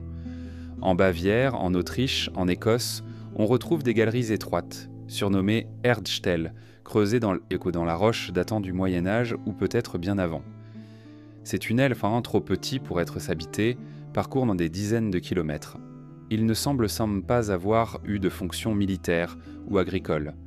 Certains chercheurs pensent qu'ils étaient destinés à des rituels, d'autres qu'ils formaient un réseau de communication secret. Mais pour beaucoup, leur existence demeure un mystère. À quoi bon creuser ces passages difficiles d'accès qui ne mènent nulle part en apparence ? En Amérique du Sud, les récits des conquistadors évoquent déjà de vastes réseaux souterrains. Au Pérou, autour de Cusco et des temples incas, des tunnels gigantesques auraient relié les villes et les sanctuaires. Des chroniqueurs espagnols affirmaient que certains de leurs compagnons avaient pénétré dans ces passages et n'étaient jamais revenus. Des explorations modernes ont retrouvé des fragments de ces galeries, mais beaucoup restent scellés ou interdits d'accès. Les traditions locales racontent que ces tunnels mènent à des cités souterraines, où des trésors et des reliques des ancêtres sont encore conservés. L'idée d'un monde enfoui, relié par ces couloirs, continue de hanter les montagnes andines. En Égypte, berceau des civilisations anciennes, les archéologues ont également identifié des labyrinthes impressionnants. Hérodote, au 5e siècle avant notre ère, décrivait un immense labyrinthe situé près du lac Moéris, dans la région du Fayoum. Selon lui, il contenait plus de 3000 salles et des passages si complexes que personne ne pouvait en parcourir la totalité sans guide. Si cette description est exacte, ce monument colossal a aujourd'hui disparu sous le sable, ou n'a pas encore été redécouvert.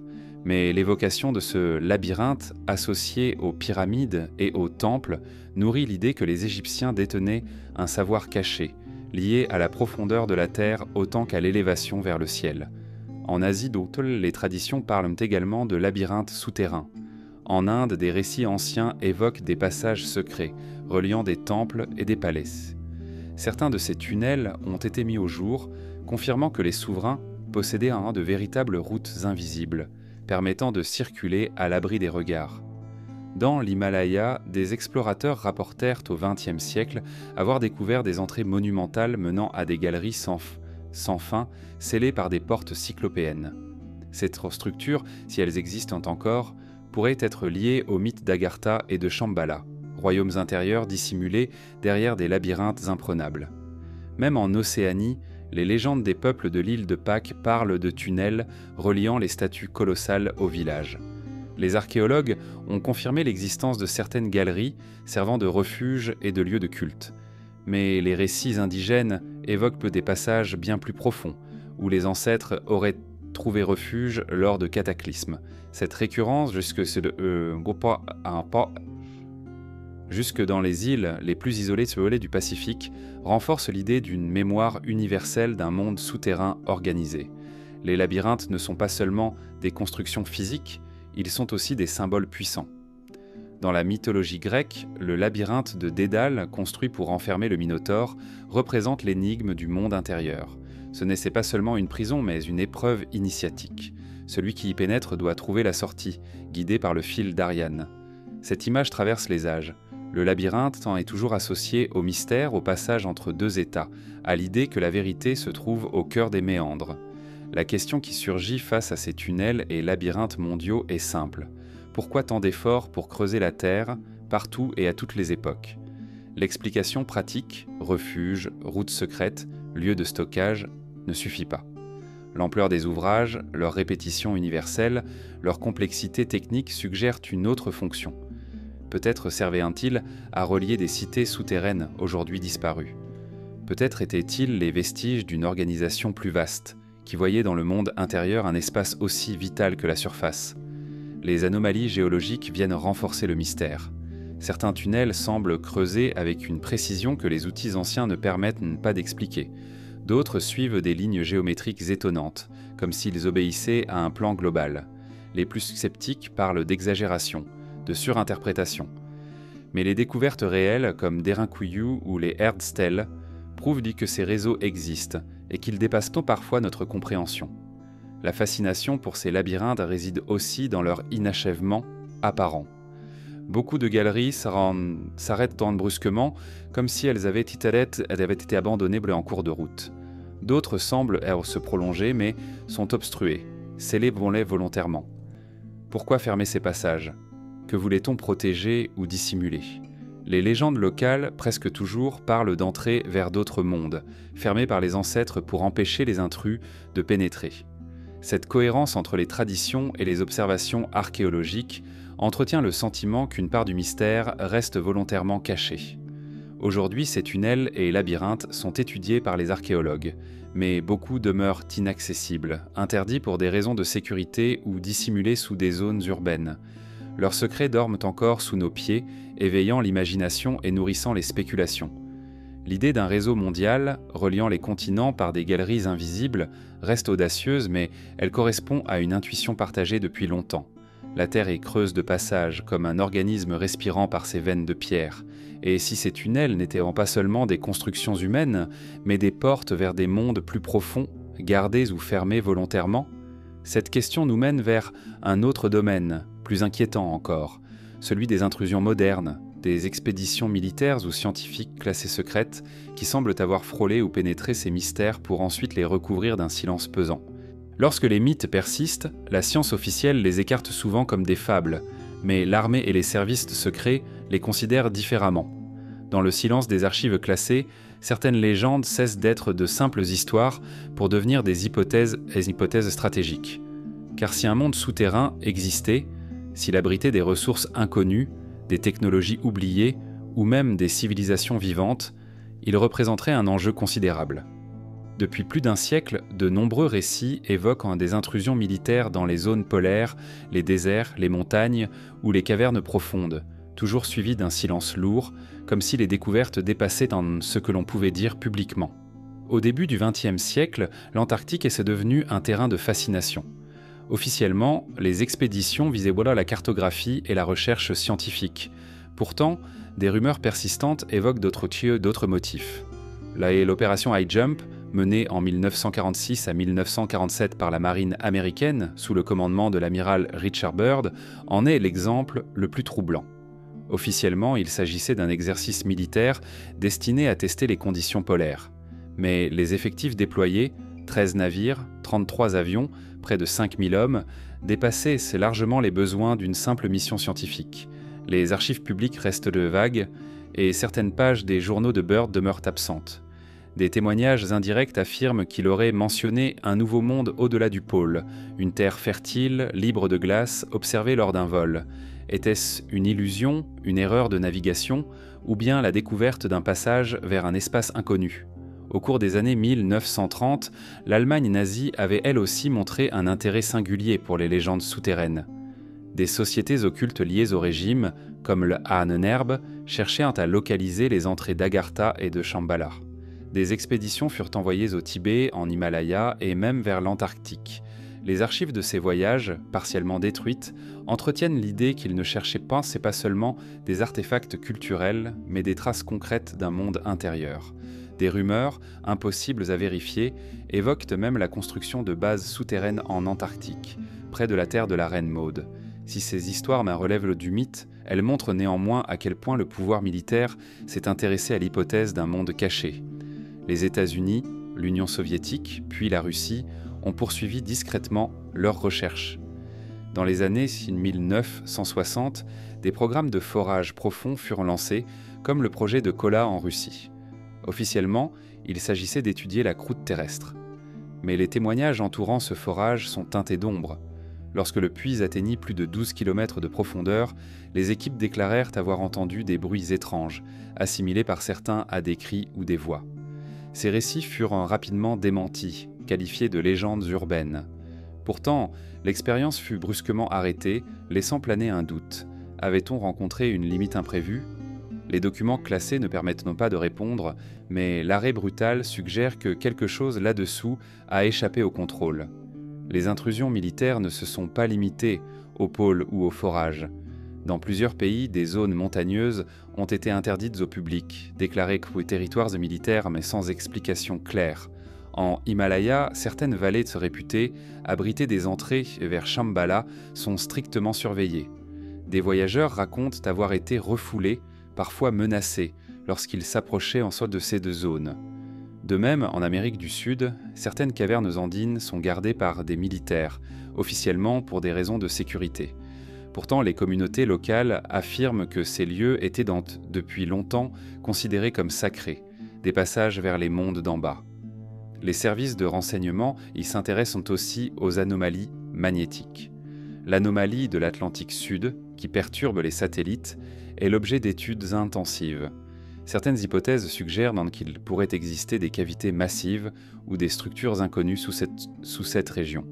Les données sont classées, rarement publiées. Les documents accessibles au public évoquent seulement des risques pour les instruments. Mais pourquoi un tel voile de silence ? Pour certains chercheurs indépendants, cela signale qu'il existe des découvertes plus sensibles, volontairement tenues à l'écart des publications scientifiques. L'idée d'intrusion classée ne concerne pas seulement les recherches géophysiques. Des témoignages parlent de rencontres avec des êtres dans certaines cavernes isolées. Des militaires, envoyés en reconnaissance dans des zones karstiques, auraient rapporté des observations de silhouettes humanoïdes fuyant dans l'obscurité. Ces récits, évidemment invérifiables, sont archivés comme anecdotes, mais leur récurrence dans plusieurs pays interroge. Si ces témoignages sont imaginaires, pourquoi apparaissent-ils toujours dans des contextes similaires ? Zones interdites, missions classées, silence prolongé. L'un des éléments les plus troublants est la manière dont les gouvernements gèrent ces récits. Lorsqu'une expédition disparaît dans une caverne, l'explication officielle invoque toujours un accident, un éboulement, une crue soudaine, mais les détails sont rarement publiés. Les familles des disparus, parfois, témoignent avoir reçu des informations contradictoires ou avoir été dissuadées de poser des questions. Ce silence orchestré rappelle les mécanismes habituels du secret militaire. On tait ce qui pourrait bouleverser l'opinion ou révéler une réalité dérangeante. Pourquoi tant d'intérêt ? Pourquoi tant de précautions ? Si les mondes souterrains ne sont que des mythes, pourquoi mobiliser des navires, des armées des budgets colossaux pour explorer ou surveiller ces zones ? La logique militaire laisse penser que ces recherches répondent à des enjeux concrets, énergie, ressources stratégiques ou peut-être la découverte d'espaces habitables inconnus. Mais certains osent une hypothèse plus audacieuse. Et si les militaires savaient déjà que des civilisations existent dans les profondeurs et que leur but est de contenir cette vérité ? Ces intrusions classées alimentent une autre question, la relation entre l'intérieur et l'extérieur. Si des peuples vivent réellement sous terre, comment réagiraient-ils face aux incursions militaires ? Se défendraient-ils ? Se cacheraient-ils davantage ? Ou bien seraient-ils les véritables instigateurs de ce silence, manipulant les puissances de la surface pour garder leur monde inviolé ? Ces hypothèses, fascinantes et inquiétantes, ne peuvent être confirmées, mais elles ouvrent une perspective. Peut-être que l'absence de preuves n'est pas un hasard, mais le fruit d'une volonté partagée de préserver le secret. Les mythes, les tunnels, les anomalies géophysiques, les disparitions, tout cela pourrait être relié par ce fil invisible que les militaires ont peut-être entrevu. Mais leur silence laisse aux civilisations souterraines, si elles existent, la possibilité de rester dissimulées. Les intrusions ne révèlent donc rien. Elles confirment seulement que quelque chose dans les profondeurs mérite d'être surveillé. Et si ce quelque chose n'était pas seulement un peuple, mais une forme de vie capable de prospérer dans la roche et l'obscurité, la science commence à entrevoir des possibilités insoupçonnées, bactéries, écosystèmes, organismes inconnus. Peut-être que l'intérieur de la Terre, loin d'être un vide, est une matrice de vie. C'est vers cette question à la frontière du biologique et du mythique que nous devons maintenant nous tourner. Lorsque nous pensons à la vie, nous l'imaginons presque toujours baignée de lumière. Les forêts éclairées par le soleil, les océans où filtre la clarté, les prairies sous le ciel ouvert. Pourtant, depuis quelques décennies, la science a bouleversé cette vision, en découvrant que la vie prospère là où nous pensions qu'elle était impossible. Dans les abysses océaniques, à des kilomètres sous la surface, dans les grottes plongées dans l'obscurité, ou même à plusieurs kilomètres de profondeur dans la croûte terrestre, des organismes se maintiennent, respirent, se reproduisent. Cette biosphère profonde remet en question nos certitudes.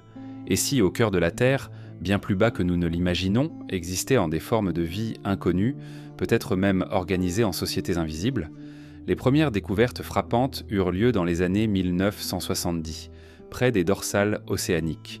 Les scientifiques, explorant les fonds marins, s'attendaient à un désert minéral. Mais au lieu de cela, ils découvrirent d'Oxelir des oasis grouillantes de vie autour des fumeurs noirs, ces sources hydrothermales qui expulsent de l'eau brûlante chargée de minéraux. Là, sans lumière du soleil, prospéraient tôt des communautés entières. Crevettes, crabes, vers géants, bactéries capables de se nourrir des substances chimiques rejetées par la Terre. La vie, ici, ne dépendait pas de la photosynthèse, mais de la chimiosynthèse, utilisant l'énergie des minéraux et du soufre. Cette découverte bouleversa les paradigmes.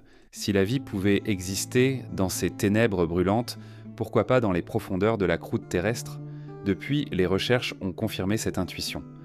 Dans des forages en Afrique du Sud, des bactéries ont été découvertes à plus de 3 km de profondeur, vivant dans les fractures de la roche. Elles se nourrissent donc de l'hydrogène produit par les réactions chimiques entre l'eau et les minéraux, et elles peuvent en survivre isolées pendant des millions d'années. Ces organismes baptisés extrémophiles montrent que la vie n'a pas besoin des conditions que nous croyons essentielles.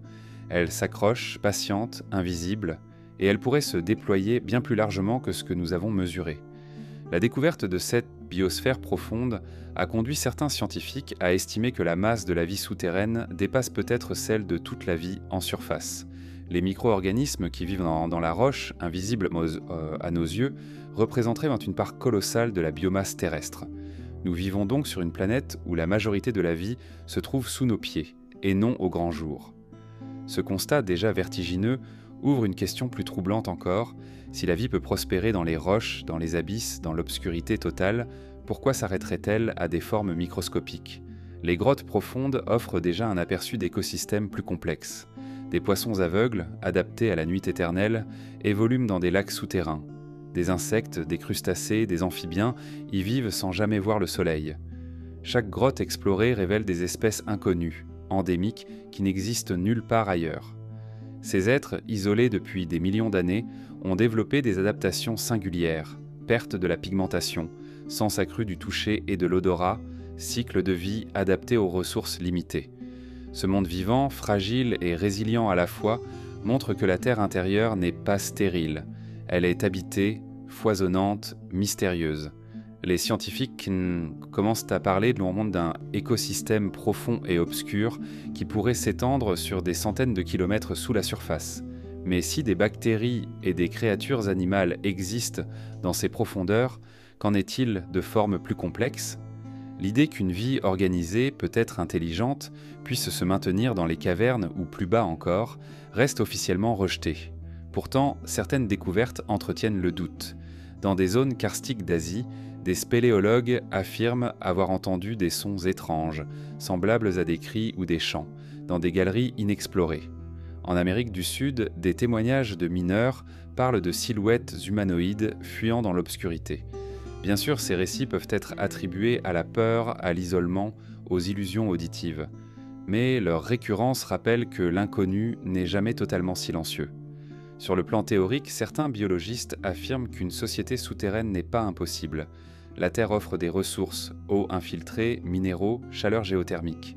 Une civilisation pourrait s'organiser autour de ces énergies, développant une culture adaptée à la nuit éternelle. Elle ne dépendrait pas du soleil, mais d'autres sources d'énergie, comme les réactions chimiques ou la chaleur interne. L'idée semble appartenir à la science-fiction, mais elle s'enracine dans des faits réels. La vie, nous le savons désormais, n'a pas besoin de lumière. Les anciennes traditions, relues à la lumière de ces découvertes, prennent un relief particulier. Les mythes parlant de royaumes souterrains lumineux décrivent souvent des sources de clarté qui ne viennent pas du soleil, joyaux, feux sacrés, soleils intérieurs. Peut-être ces images traduisent-elles une intuition d'écosystèmes indépendants, éclairés par d'autres formes d'énergie. L'imagination ancienne aurait transfiguré des réalités biologiques en vision mythique. Ou bien, inversement, ces mythes seraient d'atteindre les échos d'une rencontre réelle avec des peuples qui vivaient réellement sous terre, dans des environnements adaptés. Les sciences spatiales trouvent elles aussi un intérêt à ces recherches. Si la vie peut exister dans les profondeurs terrestres, elle peut également exister dans les entrailles en Samsa de Mars, d'Europe ou d'autres planètes. L'étude de la biosphère profonde terrestre devient un modèle pour comprendre comment la vie pourrait prospérer ailleurs.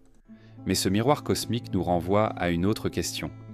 Pourquoi ne pas envisager ici même une extension de cette vie jusqu'à des formes conscientes, peut-être organisées en civilisation ? Si la vie a pu se développer dans des environnements extrêmes sur Terre, pourquoi pas dans des poches plus vastes et protégées où le temps aurait permis une évolution parallèle ? La question de la conscience souterraine reste ouverte, et la science prudente préfère ne pas s'y aventurer. Pourtant, les traditions et les témoignages semblent converger. Partout dans le monde, les récits parlent de peuples sous terre, nains nordiques, nagas indiens habitants de Xibalba, elfes celtiques, Shambhala tibétaine. Tous décrivent des êtres intelligents, organisés, parfois bienveillants, parfois hostiles. Le parallèle avec nos découvertes biologiques invite à une hypothèse audacieuse. Ces mythes pourraient être la mémoire transfigurée de véritables rencontres avec une vie consciente des profondeurs. La biosphère profonde n'est donc pas seulement une curiosité scientifique. Elle est une invitation à repenser notre rapport à la Terre. Nous ne sommes peut-être pas seuls sur cette planète, même pas seuls à l'intérieur de notre monde. Sous nos pas, dans la roche, dans l'obscurité, des formes de vie anciennes continuent peut-être d'exister, invisibles, discrètes, mais réelles. Certaines pourraient nous observer, comme nous observons la surface du ciel, attendant peut-être le moment où les deux mondes se rejoindront. Et si ces mondes intérieurs existent, il est tant naturel que la littérature et l'imaginaire se les soient appropriés. Depuis des siècles, les écrivains, les conteurs, les penseurs ont donné forme à ces hypothèses, les projetant dans des récits qui oscillent entre le mythe et la science. C'est vers ces fictions, qui sont parfois plus que des fictions, que nous allons maintenant tourner notre regard. Depuis que l'homme a appris à écrire des histoires, il a souvent choisi les profondeurs de la Terre comme théâtre de ses récits. Les entrailles obscures, les cavernes et les royaumes invisibles ont toujours servi de miroir à ses angoisses et à ses espoirs. La fiction, loin de se limiter à l'imaginaire, a parfois anticipé la science ou donné chair à des intuitions que les mythes avaient déjà formulées. Dans cette rencontre entre l'invention littéraire et la recherche des origines, il se dessine une frontière incertaine, celle où la fiction ne fait pas seulement rêver, mais rejoint l'hypothèse. Au XIXe siècle, Jules Verne, dans son célèbre voyage au centre de la Terre, imagina une expédition audacieuse à travers un volcan islandais menant à des mondes souterrains insoupçonnés. Dans ces pages, les héros découvrent des océans intérieurs, des forêts de champignons géants, des créatures préhistoriques conservées dans un temps suspendu. Ce roman, souvent considéré comme de la pure fantaisie, reposait pourtant sur une intuition, que la Terre cache en son sein des espaces immenses capables de contenir des écosystèmes. À l'époque, la science commençait seulement à sonder la profondeur de la croûte, et l'idée d'océan ou de cavernes géantes n'était pas entièrement exclue. Verne, en poète visionnaire, traduisait en fiction ce que la curiosité scientifique murmurait déjà. Peu après, d'autres écrivains prolongèrent cette fascination. Edward Bulwer Lytton, dans The Coming Race, 1871, décrivit un peuple souterrain, les Vrilia, détenteurs d'une énergie mystérieuse appelée Vril. Ces êtres, plus évolués que les hommes de la surface, vivaient dans des cités lumineuses, organisées en sociétés harmonieuses.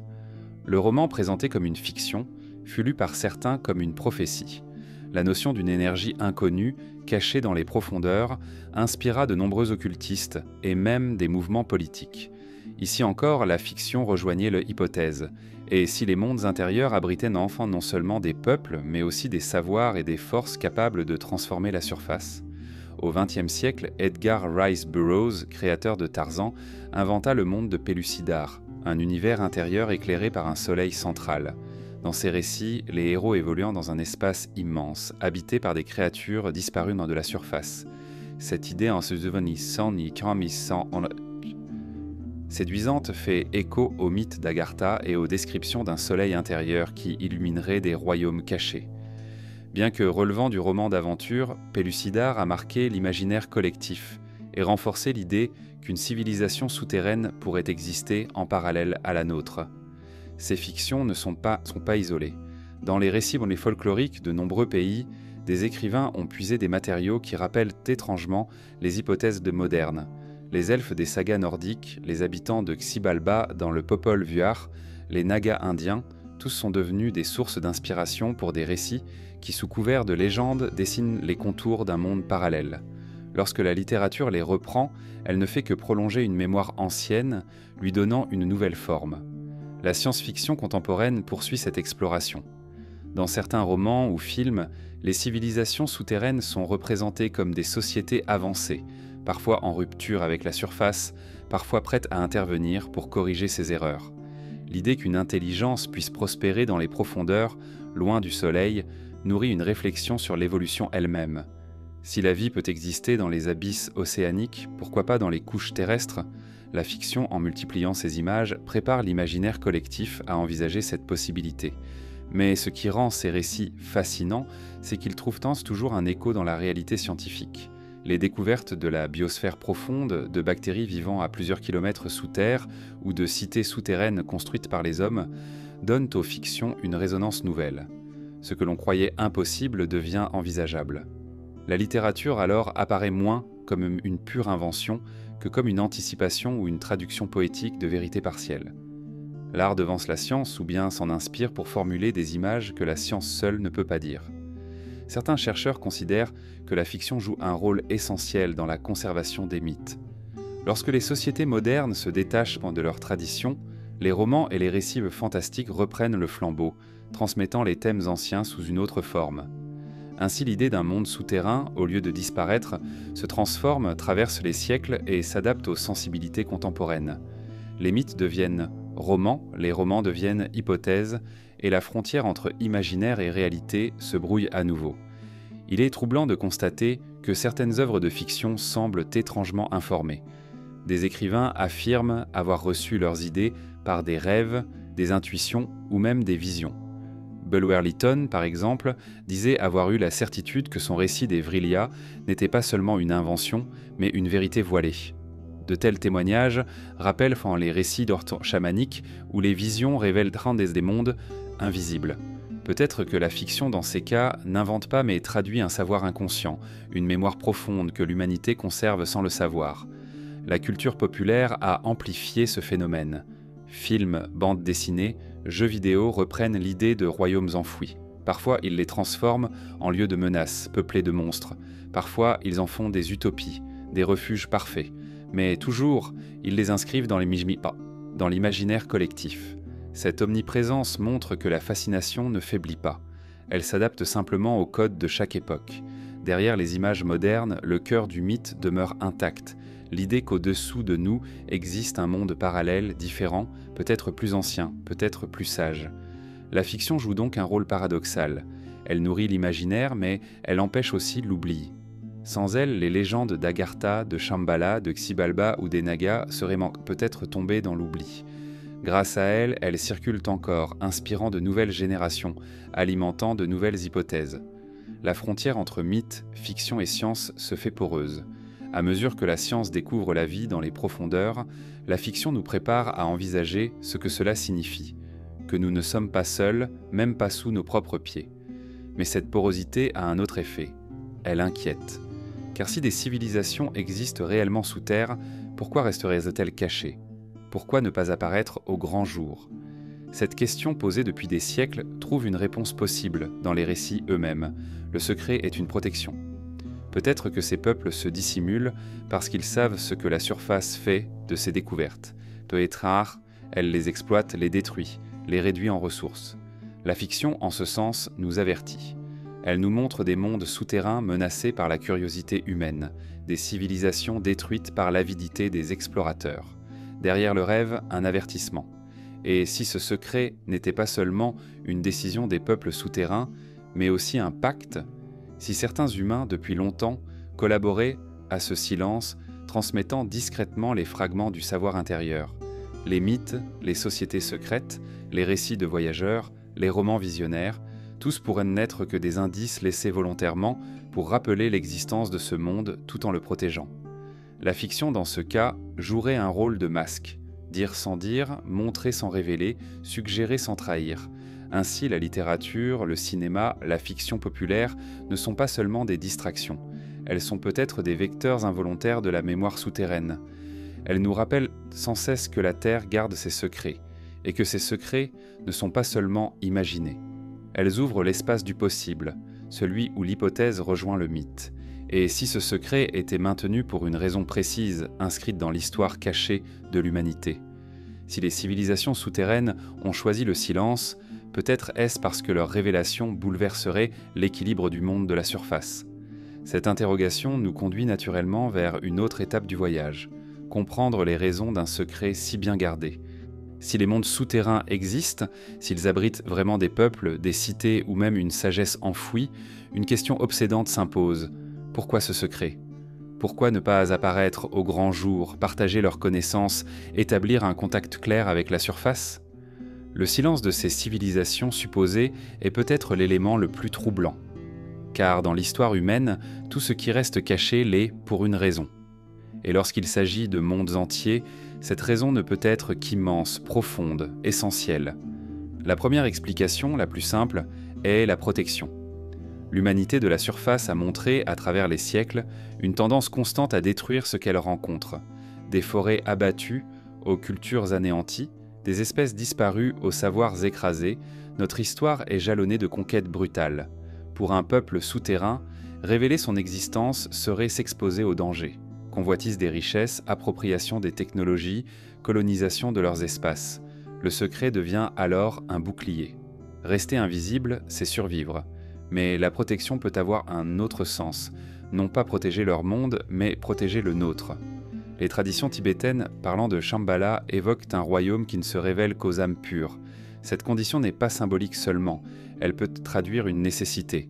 Si une civilisation intérieure possède des connaissances avancées, qu'il s'agisse d'énergie, de médecine, de science, leur divulgation à une humanité encore dominée par la violence pourrait être catastrophique. Le secret serait alors une forme de responsabilité. Ne pas livrer des forces immenses à une civilisation incapable de les maîtriser sans s'autodétruire. Un autre motif pourrait être l'équilibre cosmique.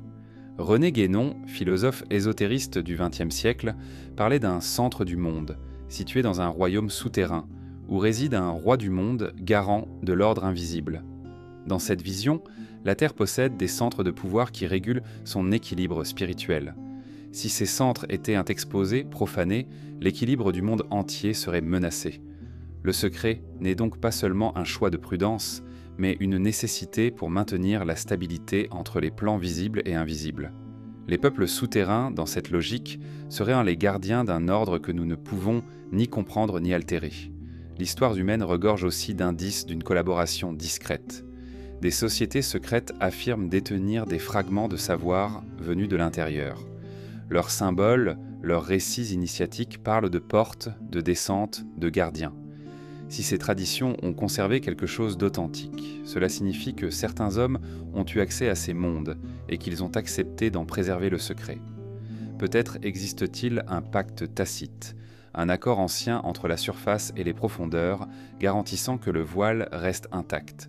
Le silence ne serait pas seulement imposé par les peuples souterrains, mais accepté par certaines élites humaines, convaincues de la nécessité de ce secret. Il est aussi possible que le secret tienne à la nature même de ces mondes. Si les royaumes souterrains existent dans une dimension subtile, accessible seulement par certains états de conscience, alors leur invisibilité est naturelle. Ils ne peuvent être perçus que par ceux qui franchissent un seuil intérieur. Dans ce cas, ce n'est pas un choix de cacher, mais une impossibilité d'être vu par la masse. Le secret devient relatif. Il ne dépend pas d'une dissimulation volontaire, mais d'une différence de perception. Ce monde existe, mais il n'est pas donné à tous d'y accéder. Certains récits vont plus loin et suggèrent une raison plus inquiétante, la peur. Peut-être que ces peuples craignent la surface autant que nous craignons leur profondeur. Nos armes, nos pollutions, notre instabilité pourraient moins être des menaces mécrans trop grandes pour eux. Ils choisiraient alors le retrait, non par supériorité, mais par prudence. Dans ce scénario, le secret n'est pas celui d'une civilisation plus évoluée qui se protège de nous, mais celui d'une civilisation qui nous redoute, qui sait que notre contact pourrait la condamner. Il existe aussi une explication plus cosmologique, le temps. Les mythes d'Agartha et de Shambhala parlent souvent d'un retour futur. Ces royaumes se révéleraient lorsque l'humanité atteindra un certain seuil, un moment de bascule. Jusque-là, le secret doit être gardé. Cette idée rejoint les récits apocalyptiques où un savoir caché, un peuple invisible, réapparaît pour guider ou sauver la surface. Le secret devient alors une attente, une patience cosmique. Ces civilisations intérieures ne se cacheraient pas pour toujours, mais pour encore. Leur silence serait un intervalle. Les découvertes scientifiques récentes, en biologie comme en géologie, nous rappellent que nous savons très peu de choses sur ce qui se trouve réellement sous nos pieds. Peut-être que ce manque de savoir est lui-même voulu. Peut-être que la Terre garde ses mystères fermés parce qu'ils ne doivent pas encore être dévoilés. Les anomalies magnétiques, les tunnels scellés, les disparitions inexpliquées pourraient être autant de signes d'un verrou invisible. Ce verrou, qu'il soit technologique, spirituel ou naturel, maintient le secret. Et ce secret protège un équilibre fragile entre les mondes. Il est frappant de constater que partout où ces légendes apparaissent, elles sont accompagnées de récits d'interdits. N'entrez pas, disent les anciens. Ne cherchez pas, préviennent les chamans. Le tabou du souterrain n'est pas une simple superstition. Il marque une limite, une frontière sacrée que l'on ne franchit pas impunément. Le secret est donc aussi un avertissement. Il n'est pas bon de tout savoir, il n'est pas bon de tout voir. Certaines vérités doivent rester dans l'ombre, non par malveillance, mais pour préserver ceux qui ne supporteraient pas la lumière. Et si, finalement, ce secret était moins une décision qu'une loi naturelle ? Dans la plupart des cosmogonies, les mondes souterrains sont séparés par des portes, des gardiens, des seuils. Peut-être que ces barrières ne sont pas symboliques en amont, mais réelles. Peut-être que l'accès est impossible, sauf pour ceux qui sont appelés. Dans ce cas, le secret ne serait pas imposé par des volontés, mais inscrit dans la structure même de la Terre. L'invisibilité des royaumes intérieurs serait une loi aussi solide que la gravité, un fait incontournable de l'ordre du monde. Quelles que soient pour les raisons, ce silence façonne notre imaginaire et notre quête, car c'est peut-être le paradoxe le plus fascinant. C'est justement parce que ces mondes restent cachés qu'ils nous attirent. Le secret agit comme une force magnétique. Il nourrit la curiosité, mais il préserve aussi l'émerveillement. Si les portes s'ouvraient brutalement, peut-être que la magie disparaîtrait. Le secret, dans ce cas, est aussi un don. Il maintient vivante la possibilité du mystère. Mais ce mystère n'est pas seulement une énigme de légende. Il est aussi une présence. Les mythes disent que ces mondes nous observent, silencieux, qu'ils guettent la surface et ses dérives. Peut-être que ce secret n'est pas une absence, mais une veille. Et si dans les profondeurs, un regard suivait nos pas ? Cette idée nous conduit à l'ultime question, la plus vertigineuse. Et si l'abîme n'était pas vide, mais conscient, attentif, observant nos gestes à travers le voile ? Il y a, dans le silence des profondeurs, une impression persistante, celle d'une présence. Les gouffres, les cavernes, les tunnels qui s'étendent dans l'obscurité semblent respirer d'une manière qui nous échappe. Lorsque l'on pénètre dans ces lieux, l'air change, le temps se dilue, et l'on sent que l'on est observé. Est-ce seulement le poids de notre propre imagination, ou bien un regard invisible qui guette nos pas ? Les mythes, les récits d'explorateurs, les témoignages modernes convergent vers une idée troublante. L'abîme n'est pas vide. Il possède une forme d'attention, une conscience obscure qui nous accompagne dans la nuit. Depuis l'Antiquité, les traditions disent que le monde souterrain n'est pas un espace inerte, mais une dimension habitée. Les Grecs voyaient des juges et des gardiens dans l'Hadès. Les Mayas racontaient que les seigneurs de Xibalba surveillaient chaque geste des vivants qui osaient condescendre. Les peuples nordiques imaginaient les nains et les elfes noirs veillant sur leurs trésors enfouis. Tous ces récits insistent sur un détail. Les profondeurs observent. Celui qui entre dans l'obscurité n'est jamais seul. Une force, qu'elle soit divine, démoniaque ou simplement autre, prête attention. La spéléologie moderne, bien qu'ancrée dans la science, n'échappe pas à cette sensation. Nombreux sont les explorateurs qui décrivent une impression étrange lorsqu'ils s'enfoncent dans les cavités profondes. Ce n'est pas seulement la claustrophobie, ni le silence total. C'est une impression diffuse que la roche écoute, que les ténèbres pèsent comme une présence. Les sons se propagent différemment, créant des échos qui semblent sans répondre. Certains parlent d'un sentiment d'être suivis, même en sachant qu'ils sont seuls. Ces expériences, bien que subjectives, se répètent avec trop de régularité pour être simplement des illusions individuelles. Les sciences psychologiques parlent d'un effet de présence, phénomène neurologique où le cerveau, confronté à l'isolement et au silence, projette l'image d'un autre. Mais cette explication n'épuise pas le mystère. car ce que décrivent les explorateurs rejoint des récits beaucoup plus anciens, comme si, au-delà des mécanismes cérébraux, une mémoire universelle rappelait que le souterrain n'est jamais vide. L'abîme regarde et ce regard nous trouble. Les mythes tibétains de Shambhala disent que les habitants de ce royaume caché veillent sur la surface. Ils ne se montrent pas, mais ils observent les dérives humaines, prêts à intervenir si l'équilibre est menacé. Dans certaines versions, des envoyés invisibles circulent parmi nous, dissimulés mais attentifs. Cette idée d'une surveillance discrète se retrouve ailleurs. Chez les Hopis, les peuples restés dans les profondeurs continuent d'exister, observant leurs frères de la surface. Chez les Dogons du Mali, des guides invisibles enseignent parfois, mais ils viennent des cavernes, des lieux obscurs. Toujours l'idée est la même, un regard intérieur, une veille constante. Même les anomalies géophysiques semblent renforcer cette impression. Lorsque des instruments se brouillent dans certaines zones souterraines ou polaires, les chercheurs parlent de perturbations naturelles. Mais pour d'autres, cela pourrait être une signature, une trace d'une technologie ou d'une force volontairement dissimulée. Si ces mondes existent, il est logique qu'ils ne souhaiteront pas être découverts. Les anomalies seraient alors des paravents, des écrans qui protègent et qui, en même temps, révélant la présence d'une intelligence attentive. Dans la littérature, ce thème du regard de l'abîme est récurrent. Si tu regardes longtemps l'abîme aussi regarde en toi, écrivait Nietzsche. Cette phrase, souvent citée, exprime le vertige de l'introspection, mais elle résonne aussi avec la possibilité littérale que l'abîme, dans sa profondeur, possède une conscience. Le vide n'est pas neutre. Il agit, il observe, il répond. Et peut-être que ce regard n'est pas hostile, mais simplement attentif, patient, comme celui d'un témoin silencieux. La biologie moderne, en révélant la masse énorme de la biosphère profonde, ajoute une dimension nouvelle. Si des milliards d'organismes vivent dans la roche, produisent, interagissent, alors l'abîme n'est pas vide mais vivant. Et dans ce vivant, pourquoi n'existerait-il pas des formes de perception, des intelligences différentes ? Nous pensons toujours l'intelligence à notre image, mais peut-être que d'autres formes de conscience lentes, collectives, se déploient dans la profondeur, conscientes de nous sans que nous soyons capables de les percevoir. Dans ce cas, l'abîme qui nous observe n'est pas peuplé de silhouettes humanoïdes, mais d'une conscience diffuse, enracinée dans la roche, attentive à notre surface agitée. Certains témoignages contemporains, marginaux mais intrigants, parlent de contacts brefs. Des spéléologues affirment avoir entendu des voix dans la pénombre, non pas comme des hallucinations, mais comme des dialogues incompréhensibles entre des êtres invisibles. Des mineurs racontent avoir vu des ombres se déplacer à la limite de leur lampe, disparaissant aussitôt. Des rumeurs circulent en eux-mêmes sur des expéditions militaires ayant filmé des formes inconnues dans des tunnels, images rapidement classées. Vrai ou faux, ces récits en nourrissent une même intuition. Ce qui se cache en bas ne dort pas. Cela veille. L'art populaire conserve lui aussi cette impression. Les contes européens parlent de fées qui guettent les humains depuis les collines creuses.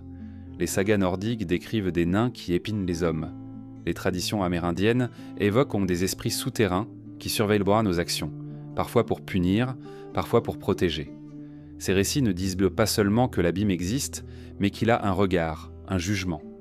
L'humanité vit sur une scène, observée par des spectateurs invisibles qui se tiennent sous les planches de la lampe de la Terre.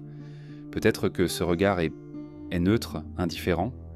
Peut-être que les civilisations souterraines, si elles existent, ne nous considèrent que comme un phénomène passager, comme nous considérons les vagues d'un océan. Mais peut-être aussi qu'elles nous surveillent avec attention, évaluant nos choix, attendant le moment où le contact sera nécessaire. Ce silence, alors, n'est pas un désintérêt, mais une veille, une patience cosmique qui nous place face à une énigme. Que feront-ils si un jour nous découvrons leurs portes ? Que ferons-nous si un jour nous sentons ce regard se dévoiler pleinement ? Ce qui demeure certain, c'est que ce regard, qu'il soit réel ou projeté, façonne notre imaginaire. Nous ne pouvons pénétrer dans une caverne profonde sans sentir ce frisson, ce poids invisible. Nous ne pouvons lire les mythes sans percevoir cette constante. L'abîme est habité, il veille, il nous observe. Peut-être que ce sentiment est la preuve la plus forte de son existence, car ce que l'humanité entière ressent, depuis les temps anciens jusqu'à aujourd'hui, ne peut pas être entièrement illusoire. Et si finalement la question n'était pas de savoir si nous allons découvrir l'abîme, mais si l'abîme choisira de se révéler ? car dans son silence, dans son regard invisible, réside peut-être une décision qui ne dépend pas de nous, mais de lui. Jusqu'à ce jour, nous ne pouvons que marcher à la surface, lever les yeux vers le ciel et, dans le même mouvement, sentir sous nos pieds l'appel discret des profondeurs. Un appel qui ne dit pas son nom, mais qui nous accompagne à chaque pas, celui d'un monde caché, peut-être plus proche que nous ne l'imaginons, et qui, dans l'ombre, nous observe encore.